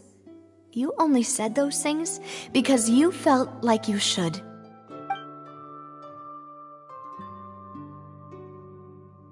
It's just like last time. After my father took his place in the duelist ring, I pushed through the guards to talk to you as a last resort. You even told me then that you thought there was something fishy with the case, yet you still allowed the duel to go ahead. In your eyes, the value of a human life is nothing compared to those cold laws you hold so dear. If you truly regret my father's death, then why didn't you call a stop to the duel? Why didn't you give me the power to stop him from throwing his life away? Why did you just let him die, despised and hated by all? Everything was hanging on a thread at that moment. Just the tiniest effort could have changed everything. There are still so many things I never got to tell him. So many questions he still owes me answers to. If you really have no heart, then just look me in the eyes.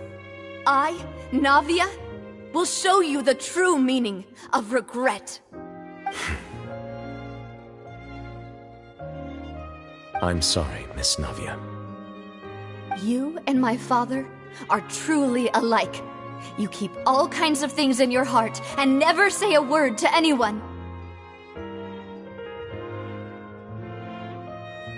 It's not so much that you can't feel, but that you would never express anything.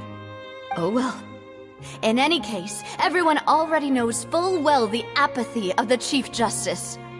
My apologies for taking my emotions out on you, Monsieur Chief Justice. Let's go, Traveler and Paimon.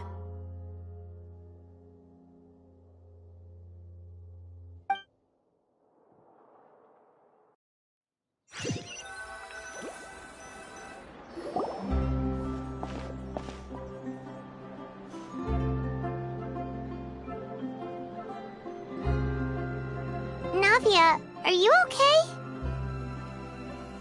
I'm fine. Rain. It's raining. You're right. Wasn't it still sunny when we went into the building? And there shouldn't be any active trials today. How strange. Now that I think of it, on the day my father was convicted of murder, it was also raining. What is it? Did you think of something? Yeah, he was outside. It was uncovered and the rain could fall there. Why?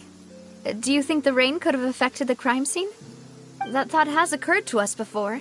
We've even expanded the search area to try to account for that, but didn't find anything of value. Oh? Wait. So you're saying that the true murderer could have been turned into water and then got washed away with the rain? Yeah, and if that's what had happened, then no one would have believed your dad, even if he explained what he saw to the authorities. I really think I found a true genius for a partner. You're completely right. How did I not connect the dots earlier? All right, let's go to Poisson. With this new lead in mind, we'll get to the bottom of my father's case for sure. Yeah, we're gonna make progress for sure this time. Do you want to go with me now? Or do you want to head over by yourself later?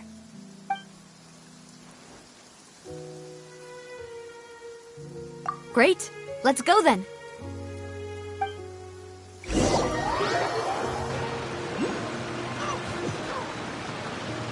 Such fortunate weather. Care for a walk?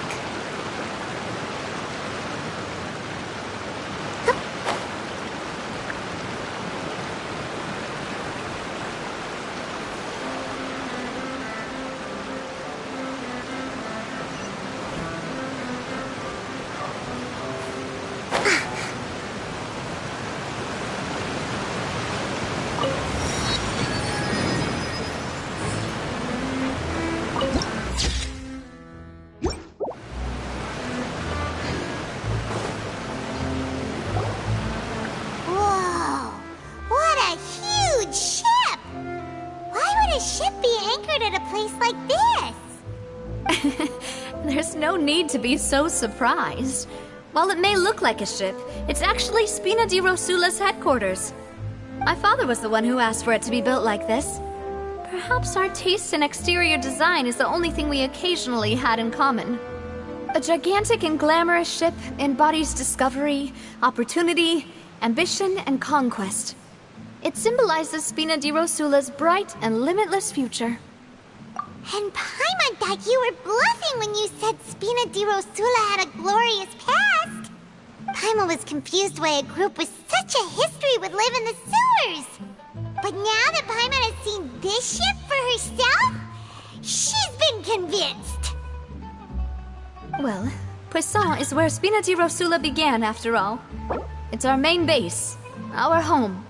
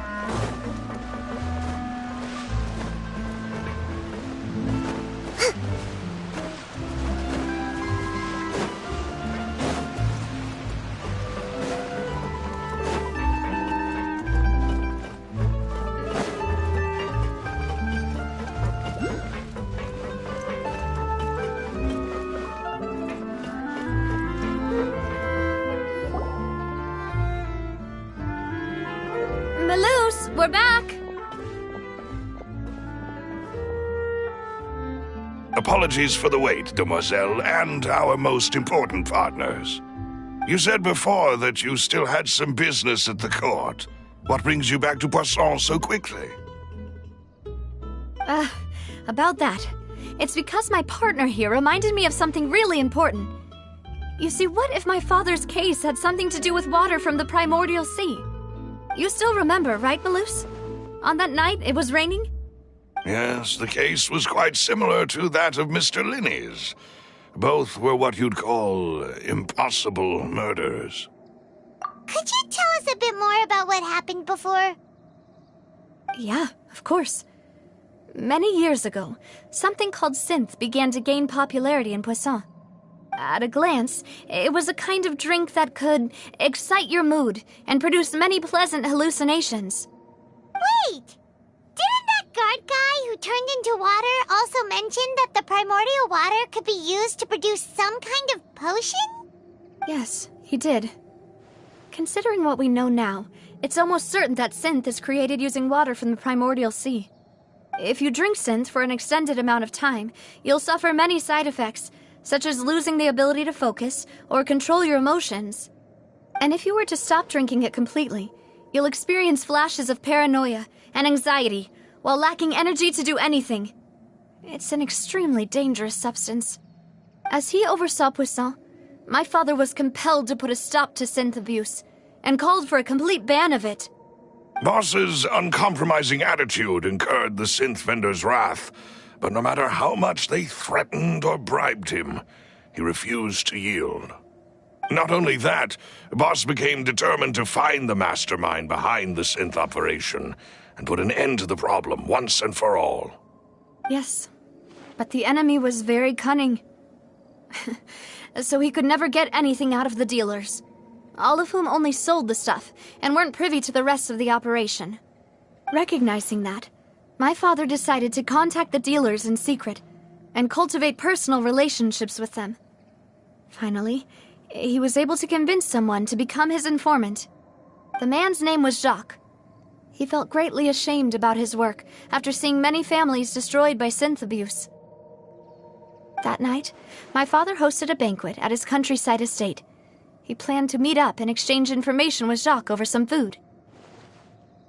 But then, we heard 2 gunshots from the courtyard.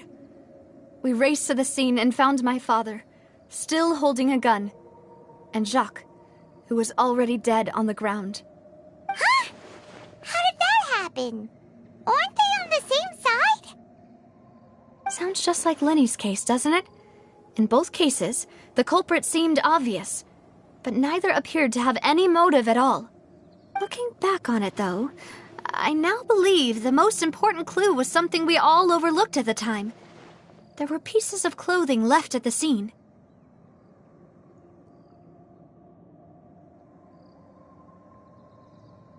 Precisely. It's all thanks to you that I made the connection now. Back then, we all just thought they were some costumes that Jacques used to disguise himself at the banquet. But, considering it now, it's almost certain that they belong to a third person at the scene. With one extra person, we'll also need to reconsider why the 2 shots were fired.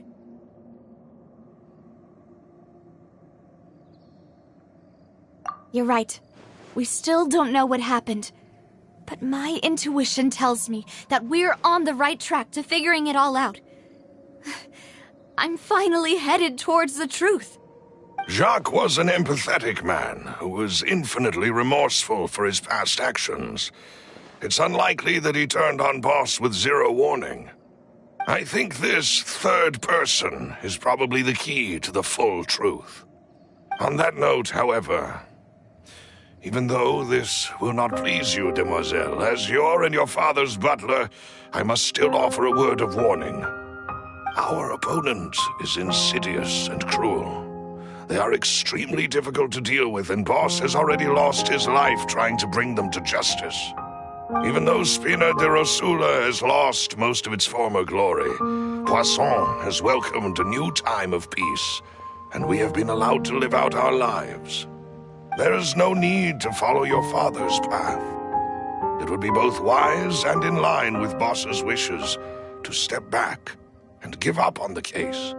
If that's indeed what he wished for, then he should have told me that himself.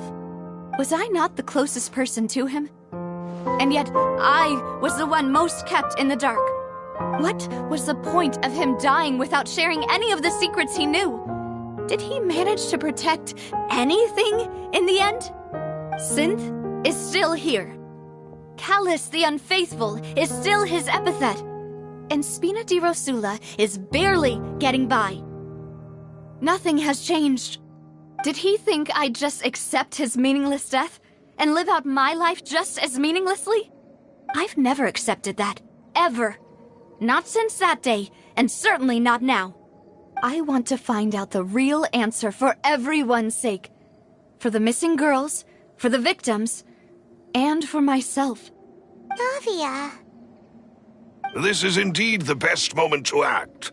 Your partner appears to be quite reliable, and more importantly, Demoiselle, I think you're also ready to take this on. So you do know something else, Malus? Yes, I do. In fact, even before that banquet, Boss already knew of the connection between Synth and the serial disappearances case.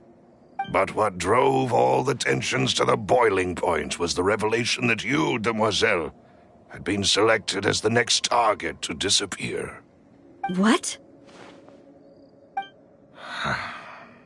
Boss also didn't tell you that he had been diagnosed with a rare illness. The doctors told him that he had no more than 5 years left to live. And the serial disappearances case caused him great anxiety. 5 years was nowhere near enough time to resolve this long-standing conflict. But once he passed away, all the danger would pass on to you. Knowing all of this, he decided to use one final intimidation tactic before his death. He claimed to have already gotten his hands on some key incriminating evidence for the other side, and even told some members of Spina di Rosula about the details. But as long as you remained safe, he would not share the evidence with the public. If something were to happen to you, then he and all those he told would immediately expose all they knew about Synth and the disappeared victims. Right, so nobody would be able to get off scot-free. As we've seen, Boss's tactic has worked. Even though Boss has been gone for a long time, the other side has not tried to take Demoiselle's life. No, I don't believe it. He never appeared to look sick to me. No father wants their daughter to see them weak and haggard, especially someone as proud as Boss. To him, dying in a duel and suffering lasting dishonor as the Unfaithful was still far preferable than losing face in front of his daughter. So he chose to die in silence, so that he could protect me.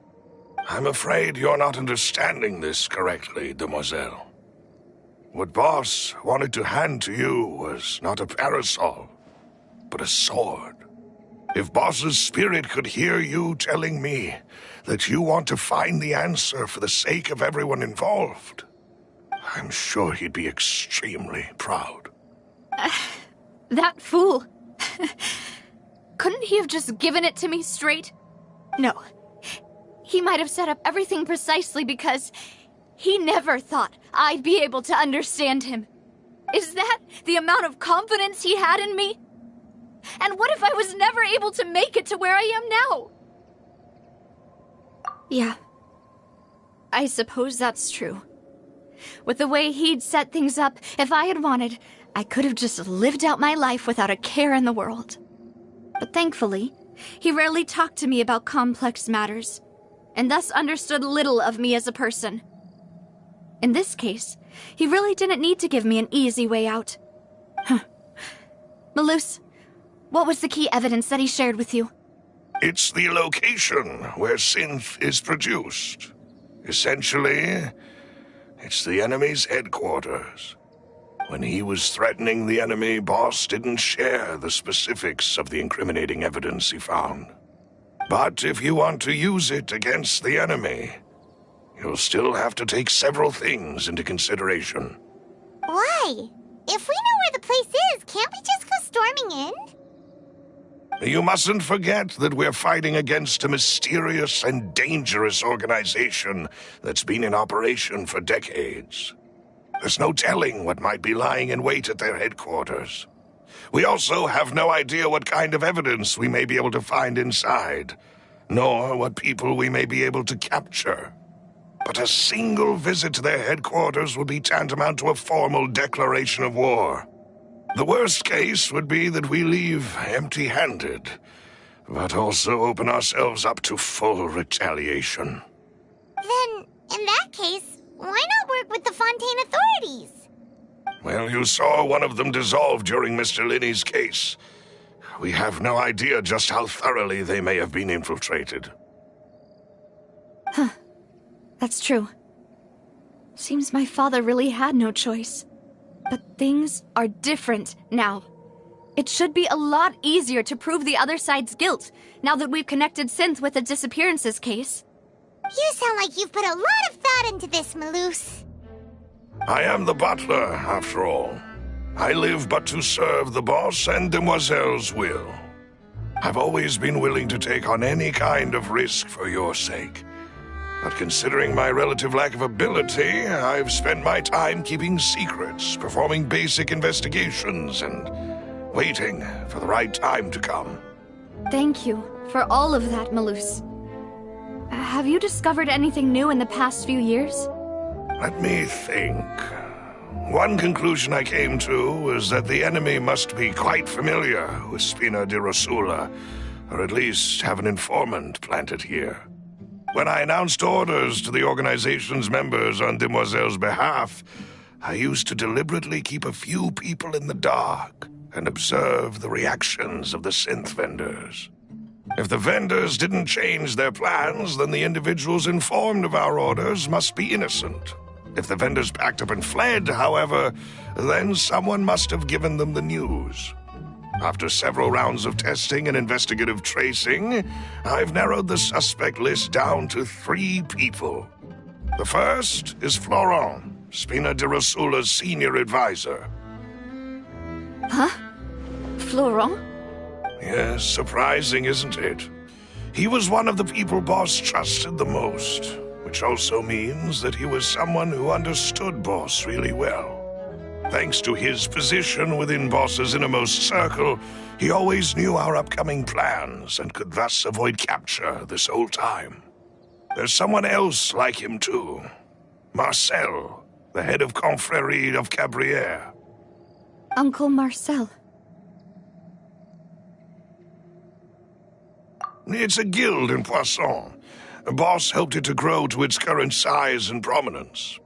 In the beginning, they were only reselling some daily goods, but now they're one of the richest guilds around, with a lot of business connections in the city. So, they're like a sister organization of Spina di Rosula?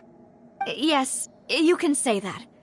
When we were fighting against the synth dealers, they provided us with plenty of support.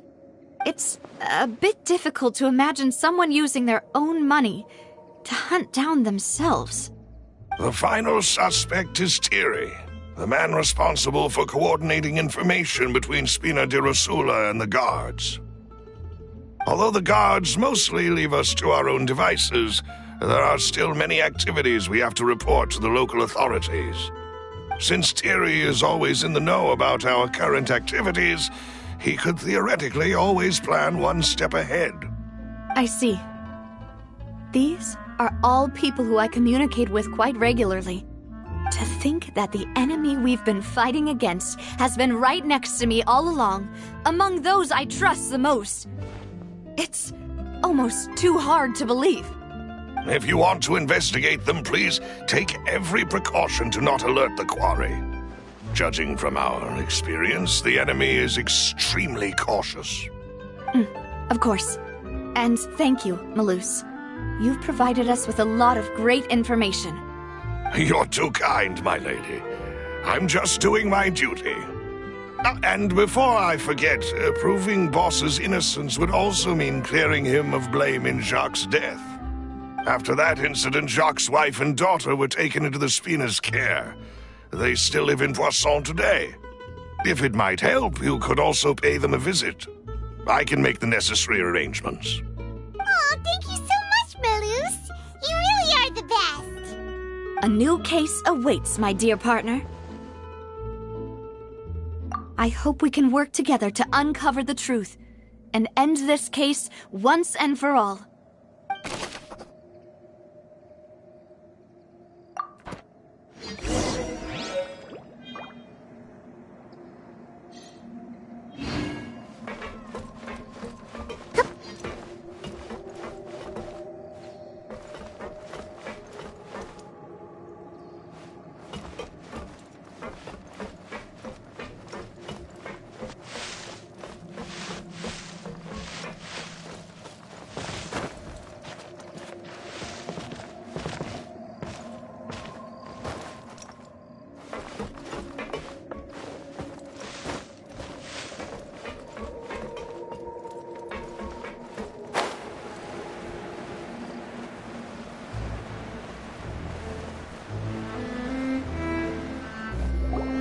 It is settled, then. Please excuse me, and enjoy your conversation at your leisure. Thank you for arranging everything for us, Malus. Excuse me, miss. Do you need anything from us? Oh. Hey, Navia's all quiet. This isn't like her at all. I'm sorry that I only came to visit after all this time. After what happened, I didn't know how I was supposed to face the two of you. Ah, if it's about that, there's no need to apologize. After my husband died, Spina di Rosula sent us a lot of mora and support. I understood your guilt and apology to be genuine. But aren't all of those things nothing compared to the loss of Jacques? I can understand the kind of pain that comes with losing a father so needlessly. You don't understand at all. I didn't know how to face you, because I didn't know what I could possibly bring as a consolation gift. I know only the full truth could bring closure to you, and to all of us. I'm sorry. I appreciate the sentiment, but you don't have to carry all that guilt. On the matter regarding my husband, my daughter and I have more or less found our answer already. Would you mind sharing it with me? I really can't believe that my father could ever bring himself to shoot Jacques. I always knew that my husband's money was earned through others' suffering. He told me countless times that if he could turn back the clock, he would never go into the synth business again. He had many regrets, and felt that he took the idea of providing for his family too literally. For the longest time, he thought Mora was everything. So when Mr. Callis came to him with a proposal, he accepted it almost immediately. He tried to be as careful as he could, but even so, he was still found out by the higher-ups. They found out about his betrayal? Papa didn't say that exactly, but Papa did tell me that I should never be ungrateful. Before he left that day, he told me that he had no choice. It was only later that I realized it was his final farewell to the two of us. I don't know that for sure, but you could say that's the conclusion I eventually came to. Which is why I'm the one who should feel guilty. Callis had always taken great care of us, both when he was still alive and after he passed away. Even if he fired the shot that killed my husband, it was likely in self-defense. It is impossible for me to hate him for what he had done. But Mama, why is Papa still the bad guy if he did the right thing? Papa always wanted to be a good man, so why did he have to do a bad thing in the end? Well, things aren't always as they seem. you still feel like your papa was a good man, right? Yeah. Papa was a really good man. The best in the whole world. Then you should hold on to that. If a good man had to do a bad thing, then he must have had his reasons. Regardless of whether he left you a parasol or a sword. He must have done so to give you a better life. Oh. Thank you for everything you've told me. I will definitely find the truth. The current state of things is not something I'm willing to just sit back and accept. Thank you. I'm very grateful to hear this from you. Even though your personality is quite different from your father's, your determination when you speak is really similar. You really think so? That's the first time anyone said that to me.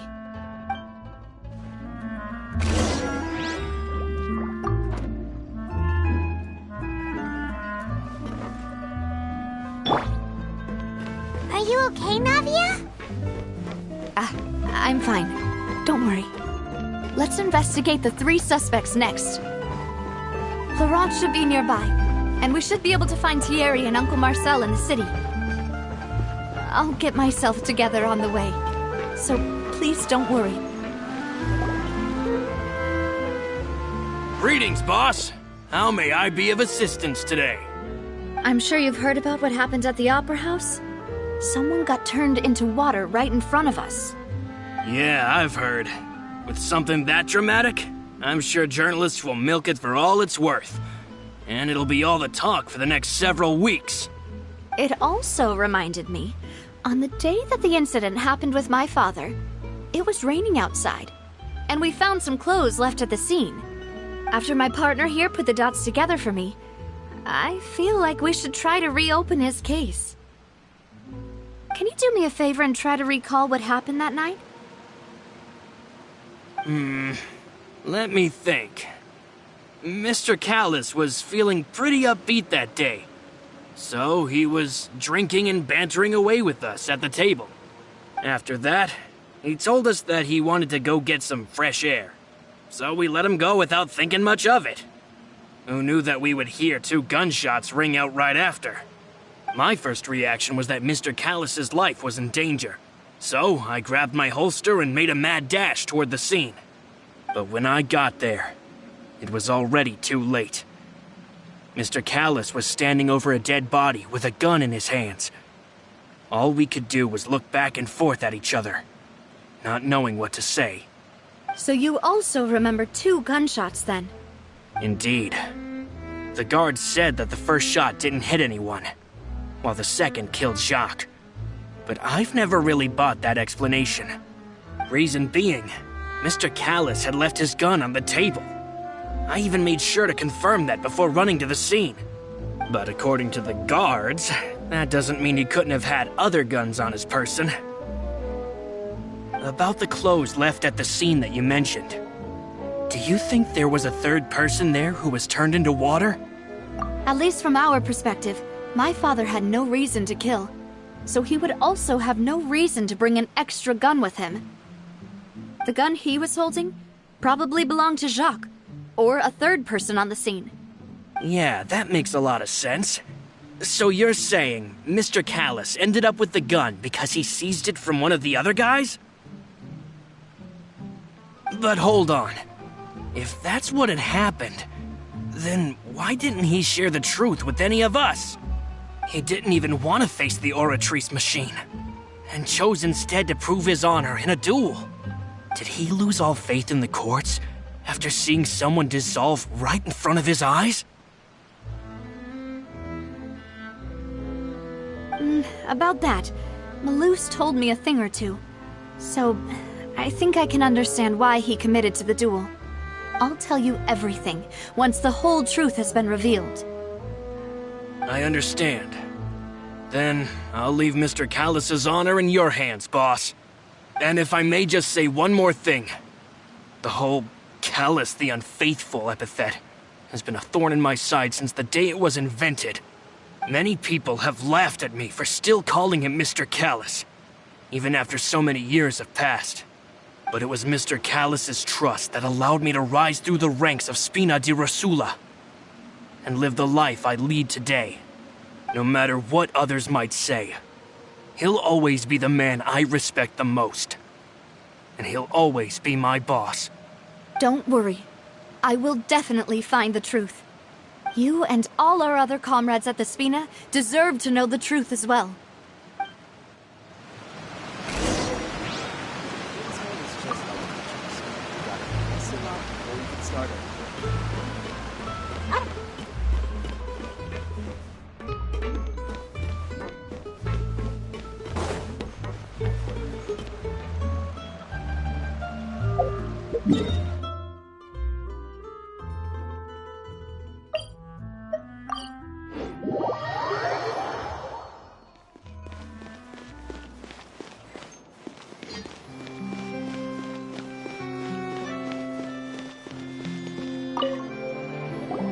Hey, Thierry! It's me! Oh, now, what brings you here, Miss Navia? I've heard that you made quite the name for yourself at the Opera House. Oh, so you've got news of that already. Oh, okay. Hey, I'm also a member of the Guards, you know. The way you make it sound, people would think I was sent off to Poisson because I had done something wrong. Are you sure there isn't a little bit of truth in that? Under normal circumstances, shouldn't you have been called back to the city already? I mean, where I work is really up to me. Let's just say I enjoy the ambiance of Poisson. Callus did a fantastic job running the town, building Spina di Rosula from the ground up and clearing many obstructions in my way. It would be next to impossible for me to find a similarly easy but high-paying job in the city. Anyway, enough chit-chat. Are these two friends of yours? You, here for some formal business? Yes. These two are my partners. What happened at the Opera House made us realize that Linny's case and my father's may be related. We're trying to reinvestigate the details of my father's old case. Ah, I get it. You think there might be more to the case now that we know people can be dissolved into water, right? I was also flabbergasted when I first heard of it. If you want to go through the original files from your father's case, I can help you look for them. That'd be much appreciated. Thank you. Actually, I have another question. Do you have the authority to dispatch Gardamex? Of course. Without them, I couldn't possibly handle Poisson on my own. Why do you ask? We definitely can't use them to forcefully get more evidence for your father's case. Well, you see, just recently, we were attacked by a horde of unnumbered Gardamex in the city. So, if you hypothetically wanted to do something against me, all you would need to do was get rid of the mecha serial numbers and send them after me. Then you think too highly of my abilities. Dispatching mecha is very different from controlling them. If I had to make an analogy, when you order a dish, the chef will make it for you. You can ask the chef to cook, but not to massage your shoulders or carry your baggage. If you try to make unreasonable demands, the chef would just think you're out of your mind and ignore you completely. The same goes for me and my Gardamex. Removing a serial number is also not as easy as you might think. There are a lot of complex steps to it, and it's almost impossible to keep it a secret. So I can promise you, those mecha were definitely private units. They're certainly not cheap. So, whoever their owner is must be super rich, powerful, or both. Now that you mention it, though, being in the synth business would definitely be profitable enough to afford this.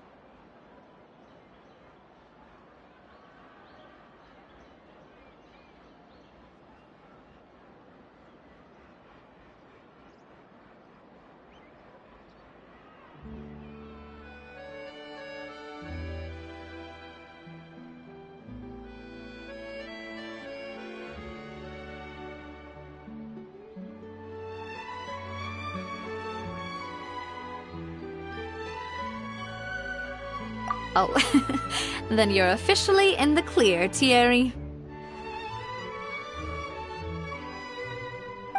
Oh, thank you for the vote of confidence, Navia.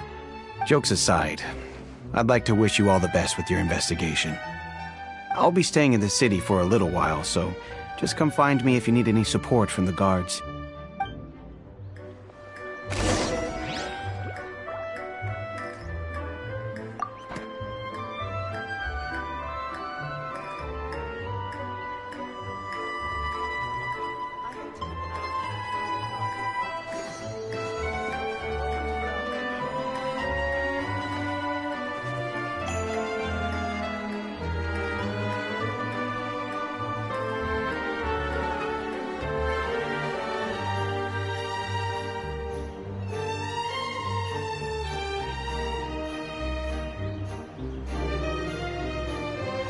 Personally, I think the idea of things staying the same forever is quite beautiful. But alas, that is simply not the way the world works.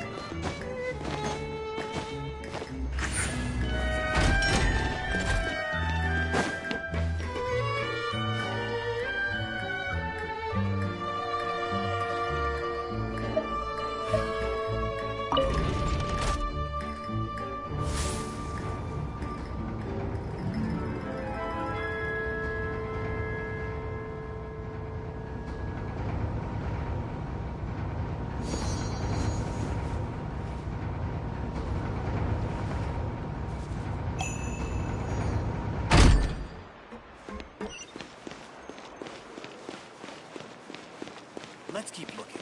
I'll help you find them.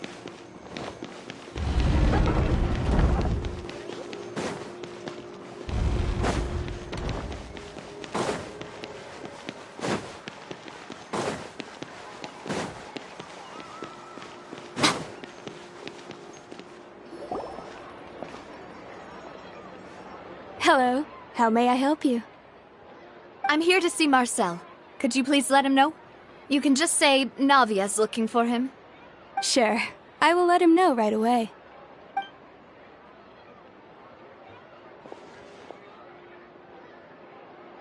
Navia, hello. Sorry to keep you waiting. I'm not as young as I used to be, so my legs are giving out a bit. Oh, it's all right, Uncle Marcel. There's no need to stress. I just wanted to talk to you briefly about what happened in the Opera House. I'm sure you saw everything too, right? Yes, I've never seen anything so strange. Oh, you were at the Opera House too? That's right. I went there with Navia to see the magic show. Who knew it would turn into a whole murder mystery? I also witnessed your marvelous sleuthing work. Quite impressive. To beat the Hydro Archon at her own game on her own turf, I can already imagine everyone in Fontaine discussing your exploits over a few glasses of wine. Oh, Paimon doesn't want to become the talk of drunkards. Apologies. It's just how Fontaine is as a nation. Everyone loves drama and theatrics. Uncle Marcel, you've also noticed that other thing, right? The fact that humans can dissolve in water? Yes, I was reminded of your father's case right away. Is that what you're investigating now? Exactly. I still don't have much solid proof, but I can sense that the other side has already begun to act. Oh, and what makes you say that? We were attacked on Araneus by some unnumbered Gardamex.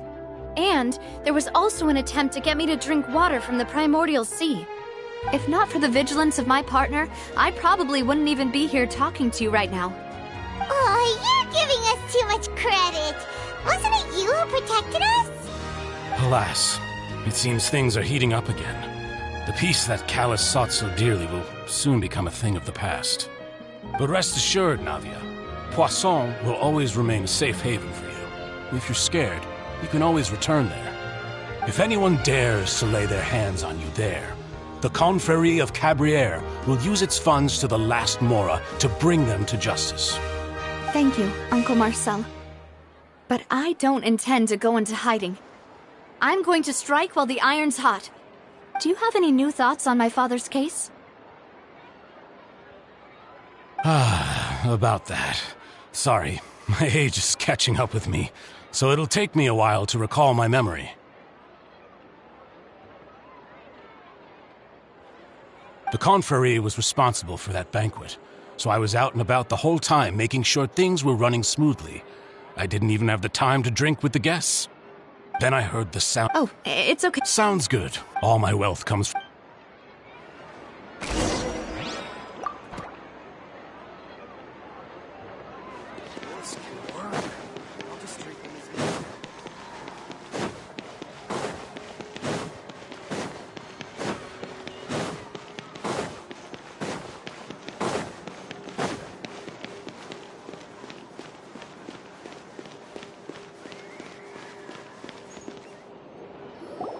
We've talked to all three. None of them sounded particularly suspicious.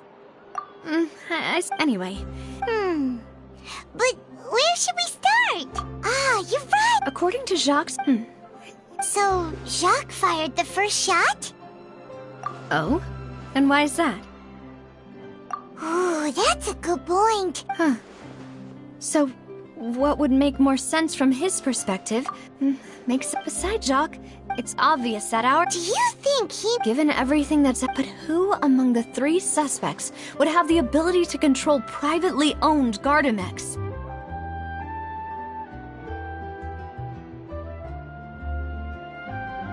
Florent?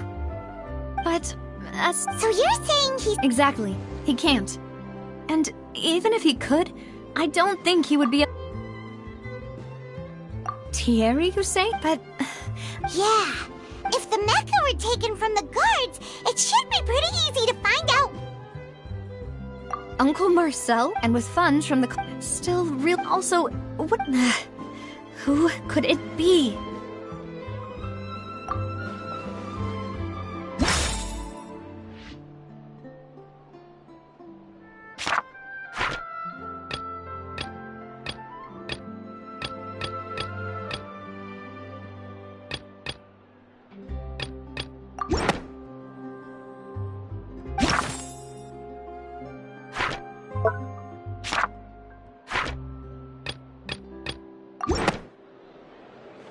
You know, if you think... Could we be missing... The suspect is... Even if I don't want to believe it, I'm starting to see how things... Well, we still have another trump card on top of all the theorizing and spec... Yes. But we need far more... Navia, here you are. Oh, I've been looking for you. Huh? Yeah. Wasn't that place built... I know. But they said the person they're putting on trial is a Fatui harbinger called Tartaglia. What? Yeah, we know him. Maybe even a little too well. Well, he's been accused of being the true culprit behind the serial disappearances case. Wait, how? None of our investigations have had anything to do with him. That's what I thought would... If the charge against him... Right. Yeah.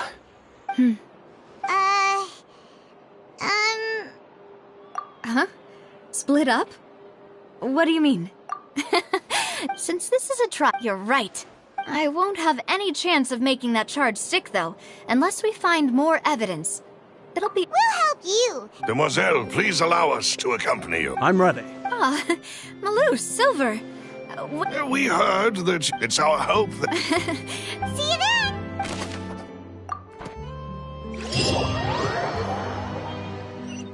Now that Navia has set out for Aranias, we should also get going. The location has already been marked on the map, so let's head over.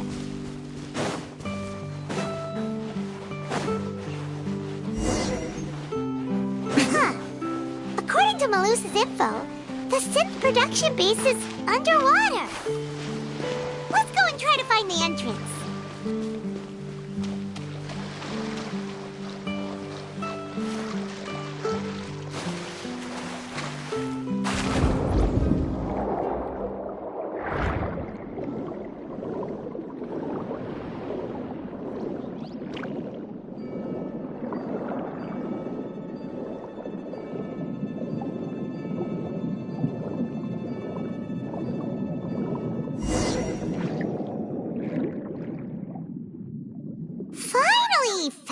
it.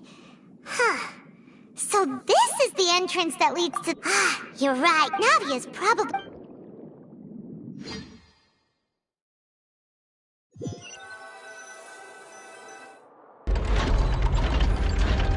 It would appear that I must repeat my quest. Do you accept the... To be perfectly honest, however, I did hear that people who have been charged can choose to participate in a duel to clear their name. Is that right? In which case, as long as I accept the charge, I can have an all-out fight with that champion duelist Clorend, right? I've got to admit, that's one of the most enticing offers I've ever received. When I privately sparred with her last time, she was obviously holding back. Real. Hey! Don't you understand? Oh? Sounds like the Hydro Archon wants to lecture me on the ways of the Opera House. Then why don't you duel me too? Alas, it would appear... In that case, let... That case had nothing to do with him. You... Huh? What's going... Why? I told you it couldn't be one of... Miss Navia, this is the second, but that was an exception rather... Oh, please. We can put that discussion aside for now. I'm not here to argue with you. I'm here to charge the true culprit behind the serial disappearances case. And if my charges prove true, then Tartaglia here will be proven innocent by default. Correct? Oh, a young lady has charged in and offered to clear my name. How fascinating. Well, I'd gotten half bored to death by all these rules and procedures anyway, so I'll take you up on that offer. So, Your Honor, is there nothing else for me to do now? You may take a seat for now in the audience, but that doesn't mean the suspicions against you have been lifted. Now then, Miss Navia, who is the person you would like to charge instead? That person is...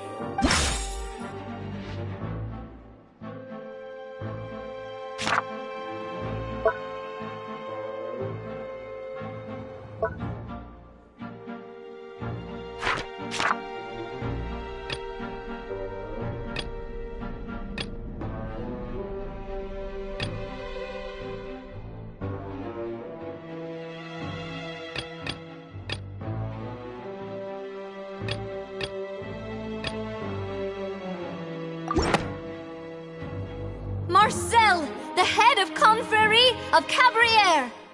Huh? What confrérie? Never heard of them in my life. I've heard of them, but weren't they Spina di Rosula's sister organization? Oh, is this going to be a friends to enemies type situation? Please let me remind you, Miss Navia, that charging someone is an incredibly serious matter. Committing to the charge also means taking on the legal responsibilities associated with it.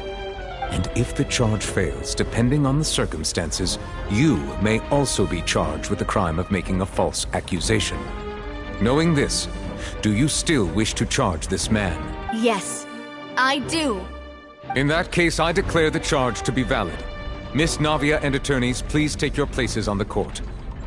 Members of the guards, please contact Mr. Marcel right away so that he may stand...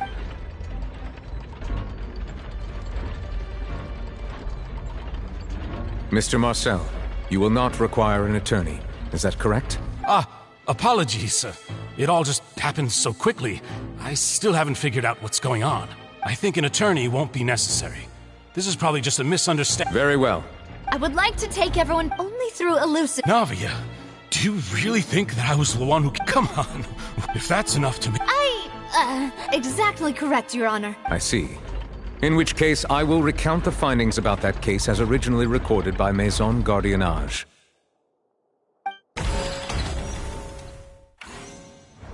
On the day of the murder, Spina di Rosula hosted a large banquet in a countryside estate owned by the Confrérie of Cabrières. During the banquet, all attending guests heard 2 gunshots from the courtyard. When the guests arrived at the scene, they found the primary suspect, Callus, holding a gun, while his acquaintance Jacques lay dead from a gun. The guards' investigation did not recover any other firearms from the scene. As a result, they concluded that the suspect's first shot must have missed, while the second must have taken Jacques' life. The suspect did not dispute this conclusion, and also declined to defend himself in court. Instead, he chose to prove his innocence through a duel. Callus was defeated by champion duelist. These are the known facts about the case.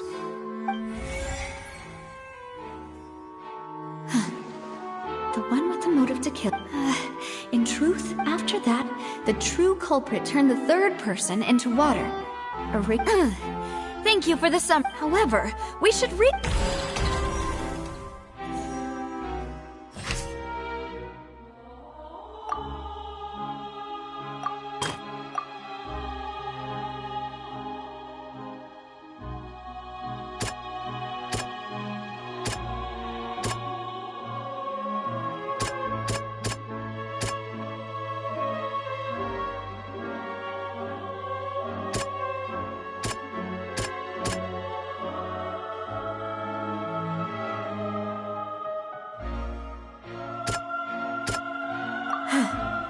Something's not...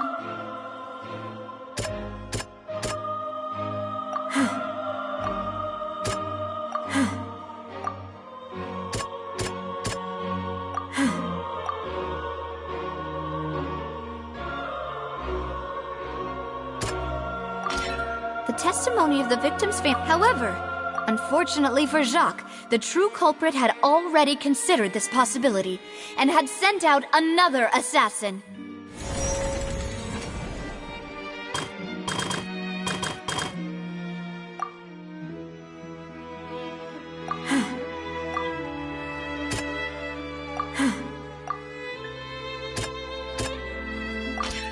This assassin first shot Jacques, then turned to shoot Callus, only for Callus to wrestle the gun from him and kill him instead.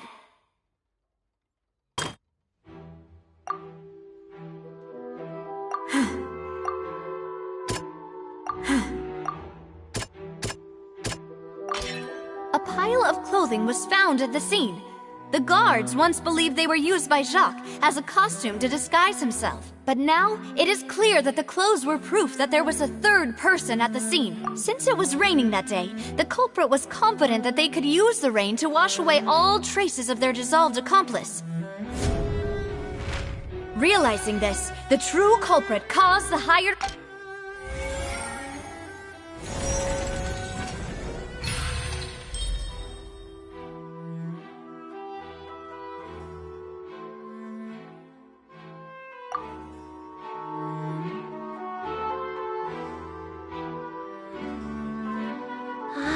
That's what happened.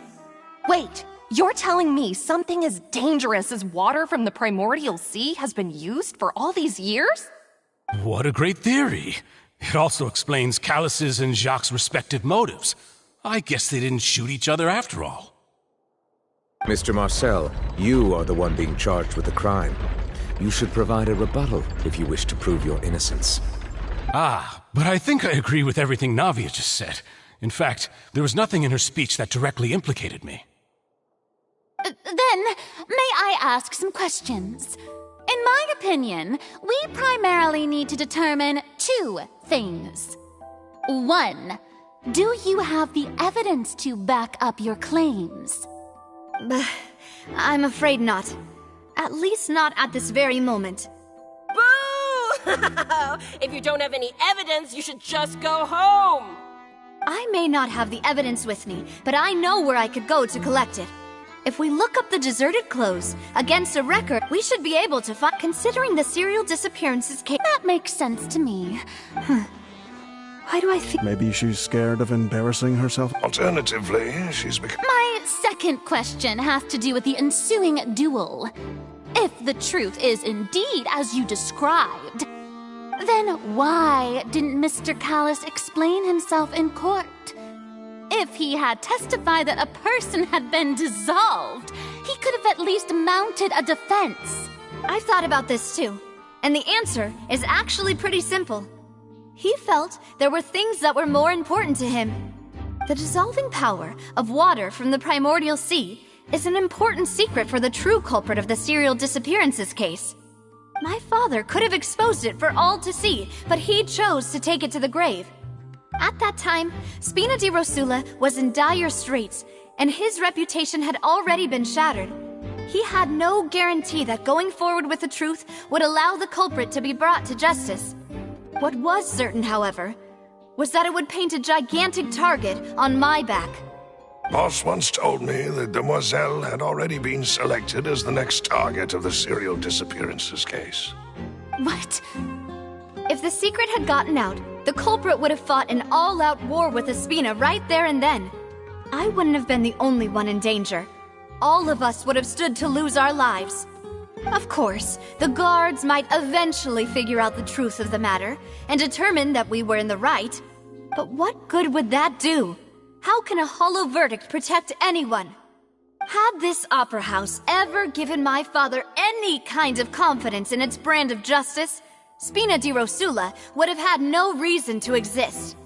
But by staying silent, we retained the ability to deter our opponents and continue the stalemate. I was able to become Spina di Rosula's president, which made me harder to target, as well as giving me more time to grow and learn. And once I have figured out the truth and stepped up to the challenge, I will do what this opera house cannot, and restore my father's truth and honor back to him. So, you mean to say, your father intended to die in the duelist's ring? That's right. Do you have any proof? Of course. All you need is to ask his opponent, Clorand. I don't need your apology, your guilt, or your support from the shadows. You don't have to, but since he entrusts— so—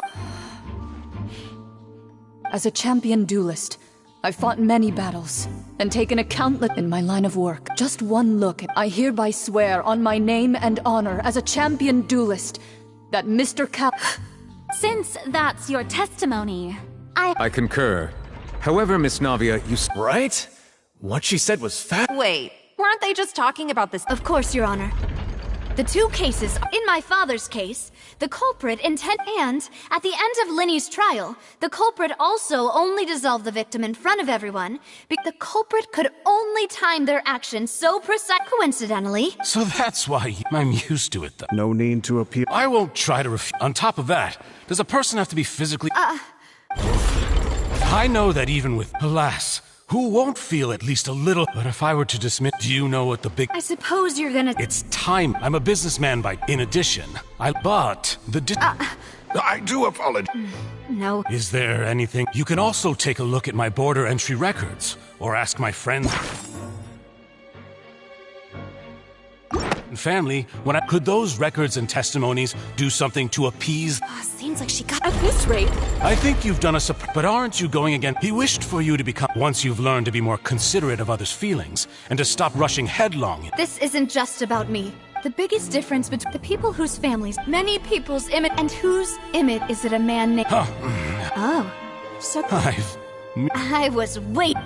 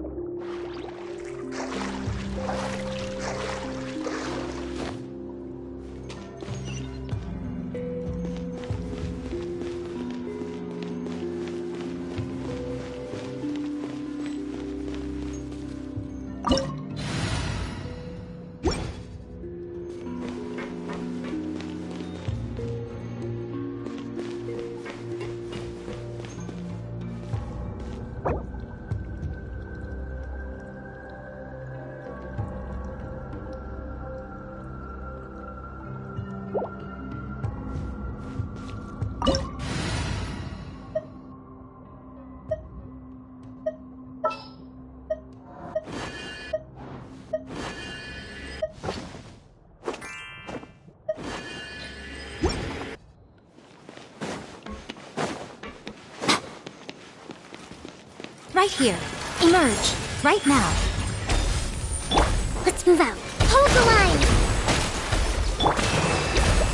Dumpy, dumpy, go!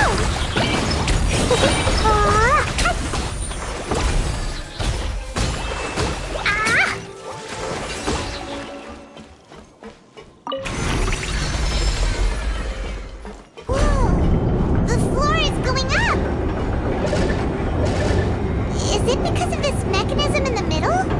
That guy really prepared a lot of stuff for this place.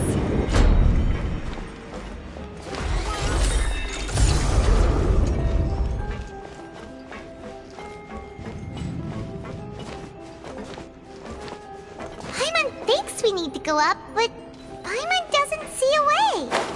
Let's take a look around. Maybe we'll find a hidden mechanism that'll show us the way up.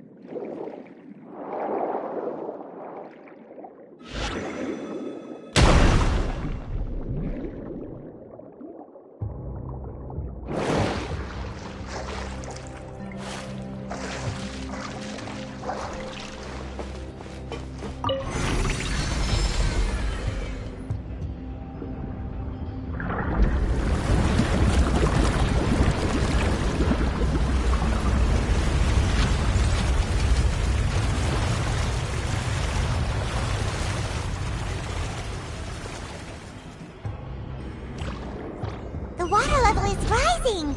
Now we can swim to the top! But this is still a ways away from where we need to go.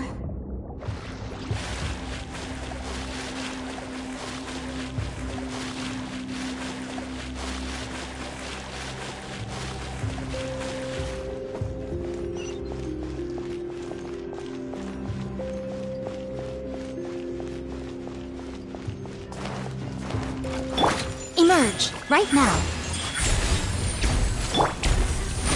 Allow me!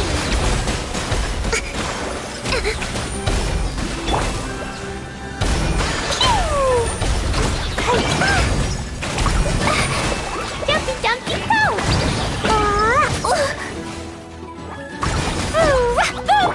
Come on out. Emerge, right here. Blazing delight!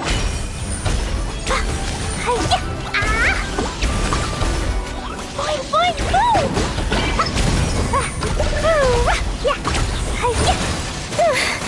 Da, da, da.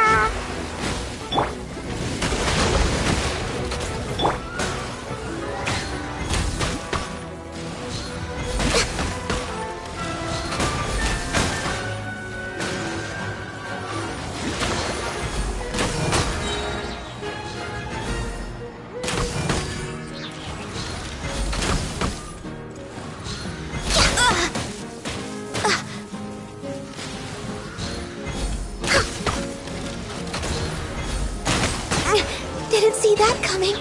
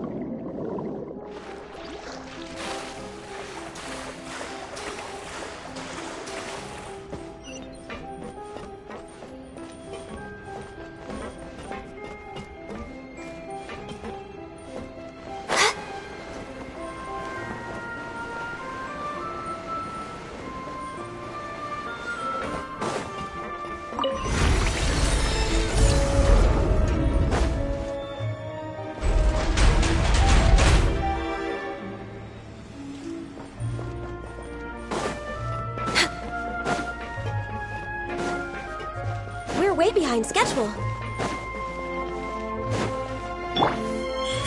Emerge, right here. Rest and rebuild!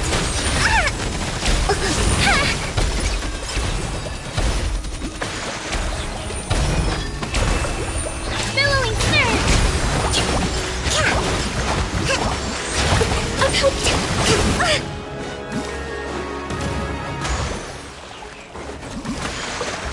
Allow me! Right now. Emerge, right now. Nothing lasts forever. Emerge, right now.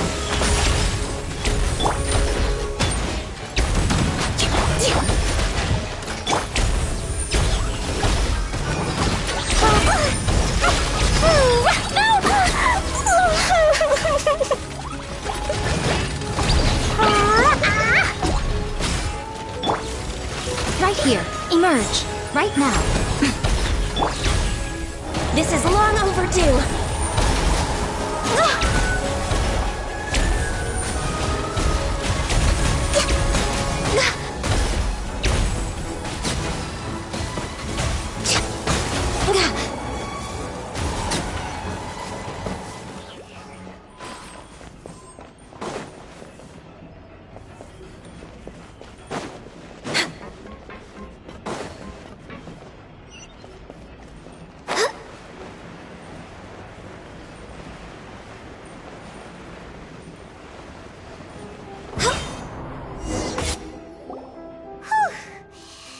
Though, as expected,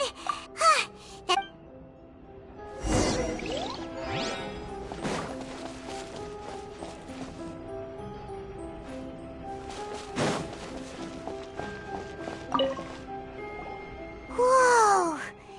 There's so much synth here! And so many bottles of ingredients that probably just contain the waters of the primordial sea. Mixing in Whoa! There's even fruit-flavored synth? Yep!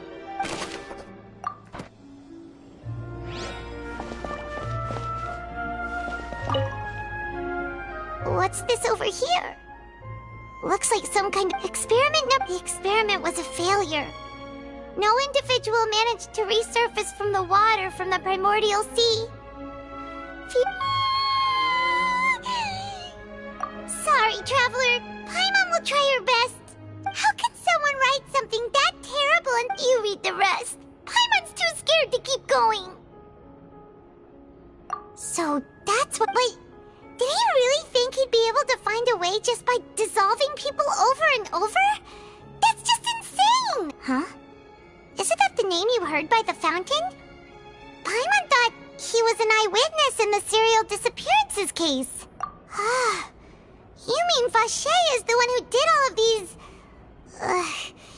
So that's it? No, that's not it either! If that's the... In any case...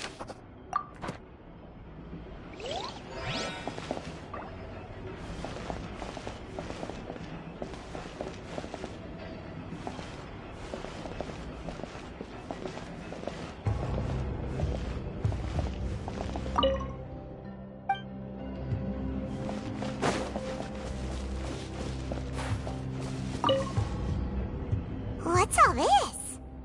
Aw, it's a pink accessories, a hair tie, a necklace, even a makeup box.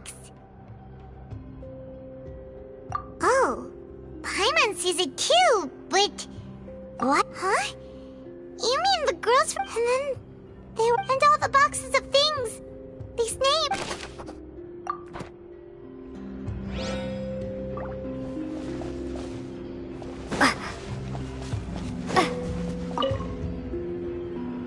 What's written here?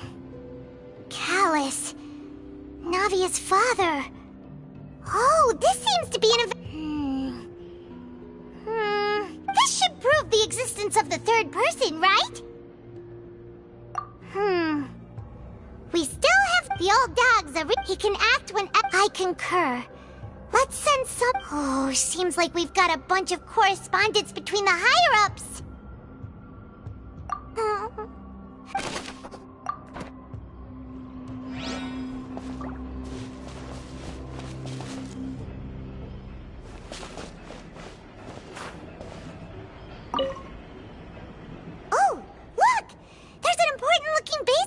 here, and it's full of water. That means this is where they make all this. If you dilute it with no, Paimon will take notes.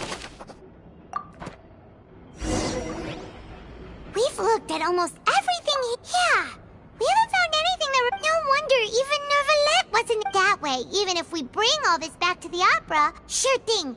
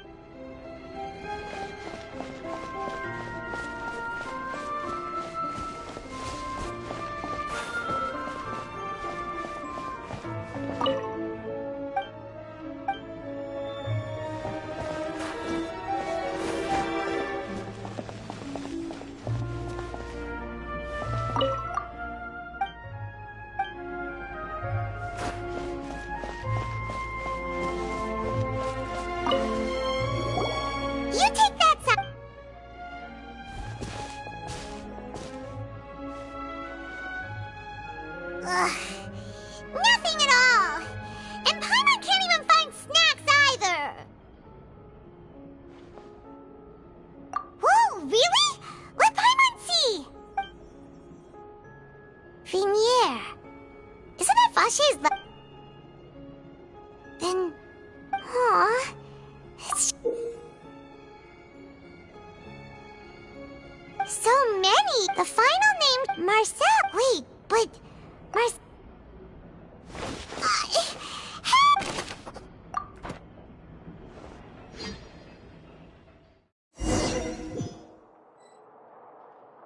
And whose image do you see? Is it a man named... Oh, so you... I was... Navia! We're back! As expected... Just how often? It's all right, Monsieur Nervalet. Given their confidence...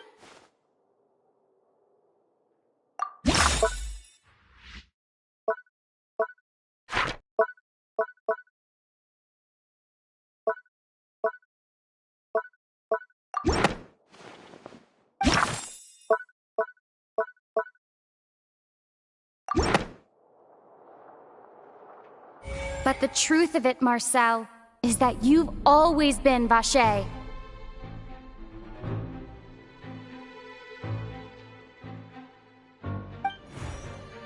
Huh?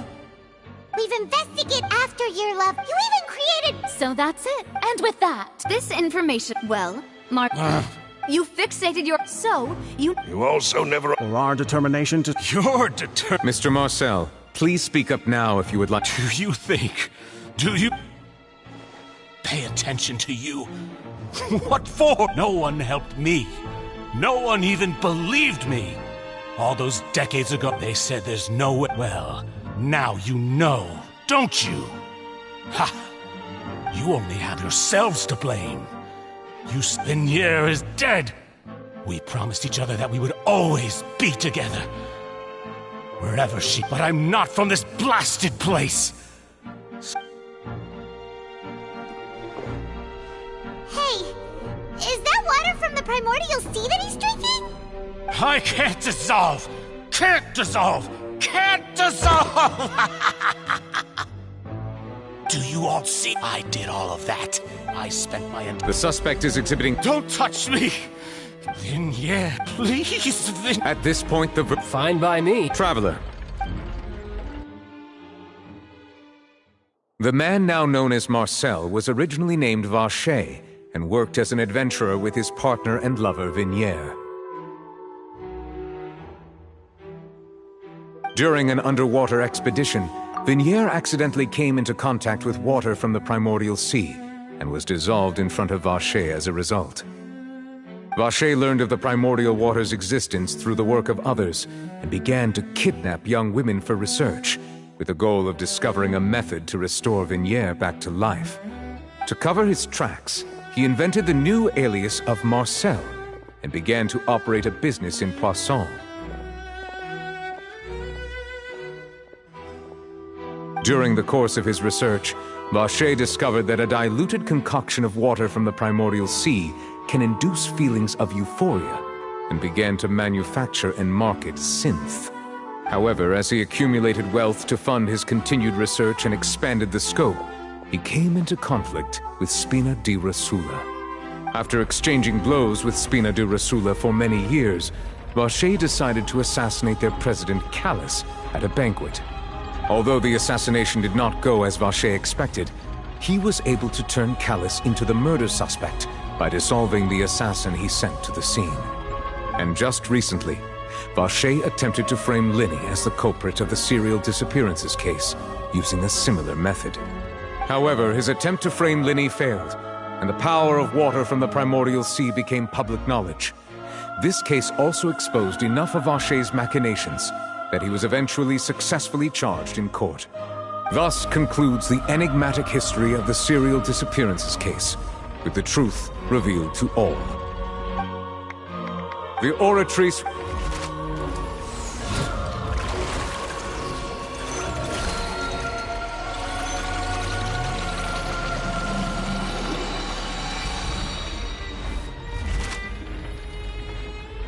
According to the judgment of the Oratrice Mécanique d'Analyse Cardinale, Mr. Vacher is guilty.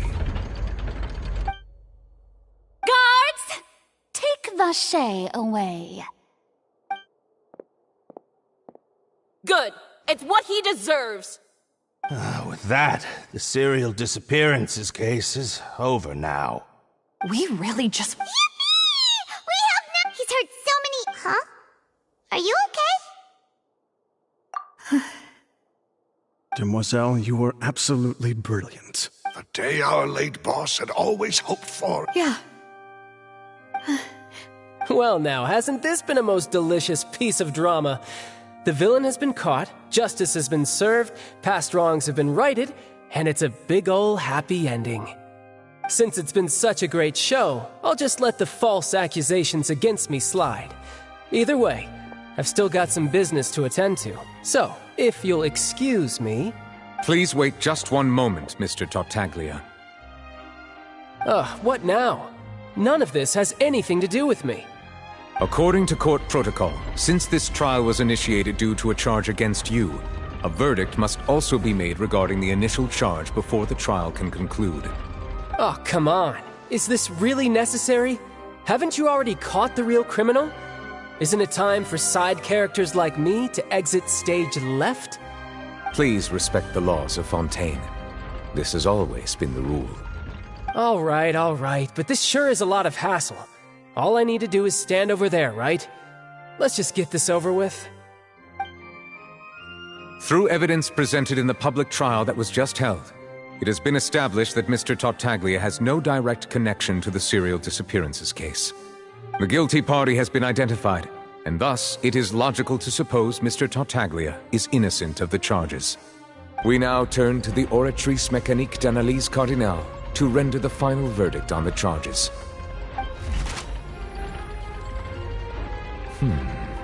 According to the judgment of the Oratrice Mécanique d'Analyse Cardinale, Mr. Tartaglia is guilty.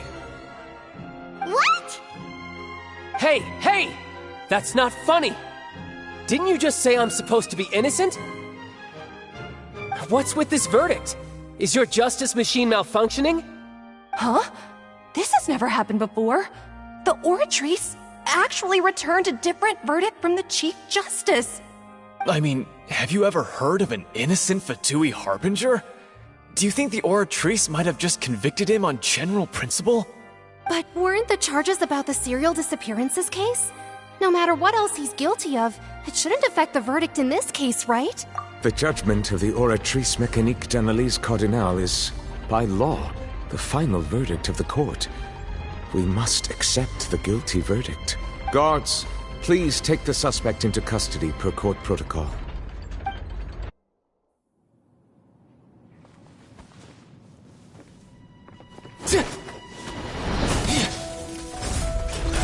So this is how justice is done in Fontaine. What a joke.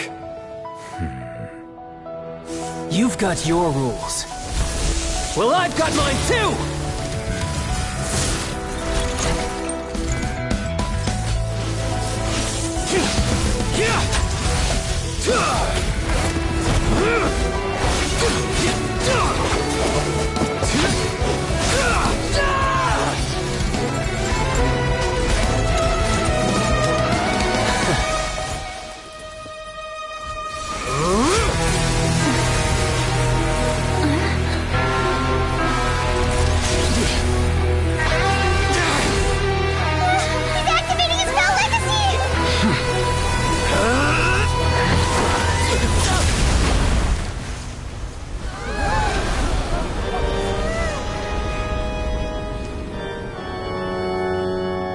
I am sorry.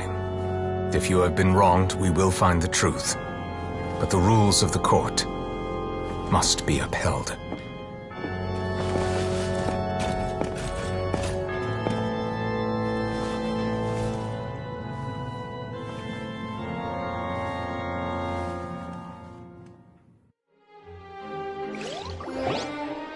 Hey, Monsieur Novelette, what's going on? Apologies. All I do is follow court procedure. As for why the Oratrice arrived at the conclusion it did, you should probably ask someone more knowledgeable than me. Well, I don't... What does Lady Farina mean by that? She says she has... Yeah, so are the... My dear, don't tell me. But the way she looked just now... However, if you thought Child had nothing to do with the serial disappearances case, it is only because you've been blinded by the superficial appearance of innocence. Everything he's done, not to mention the danger he poses, are beyond ordinary comprehension and all shall be Now, having said that, although I hate to leave things hanging in suspense, it is now time for this performance to end. As the lead actress, I shall be the first to take my leave. Toodaloo! So she chose to make her escape after all, did she? So you're saying we shouldn't put much stock into what she just said? She probably just put on... However, please be... All right. After all...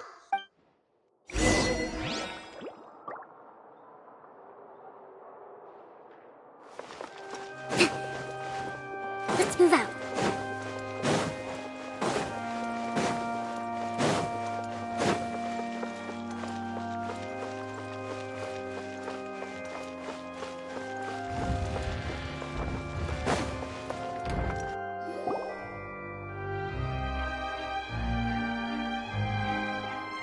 Hey, what are you doing? Quick, stop him! Traveler! Hey! Traveler! Marcel! What are you doing over here? Stop resisting arrest! Cease, or we'll add another charge to the list! No, wait! I just want to ask the Traveler something. I'm not looking to run away. Please, just let me ask this one small thing. Go on. Thank you. I was being led away when I finally realized something. Where did you first hear the name Vacher? I erased all records of that name. So, unless... Are you still trying to prove your innocence? Give it up. You've already been convicted. Really? You did? You're sure? You met her? But how could that be? How did you manage to do it? The Fountain of Lucine? Then... Please get... What? Given it... This request... Of course! Humans. Very well. Your Honor. I will go with him. Thank you.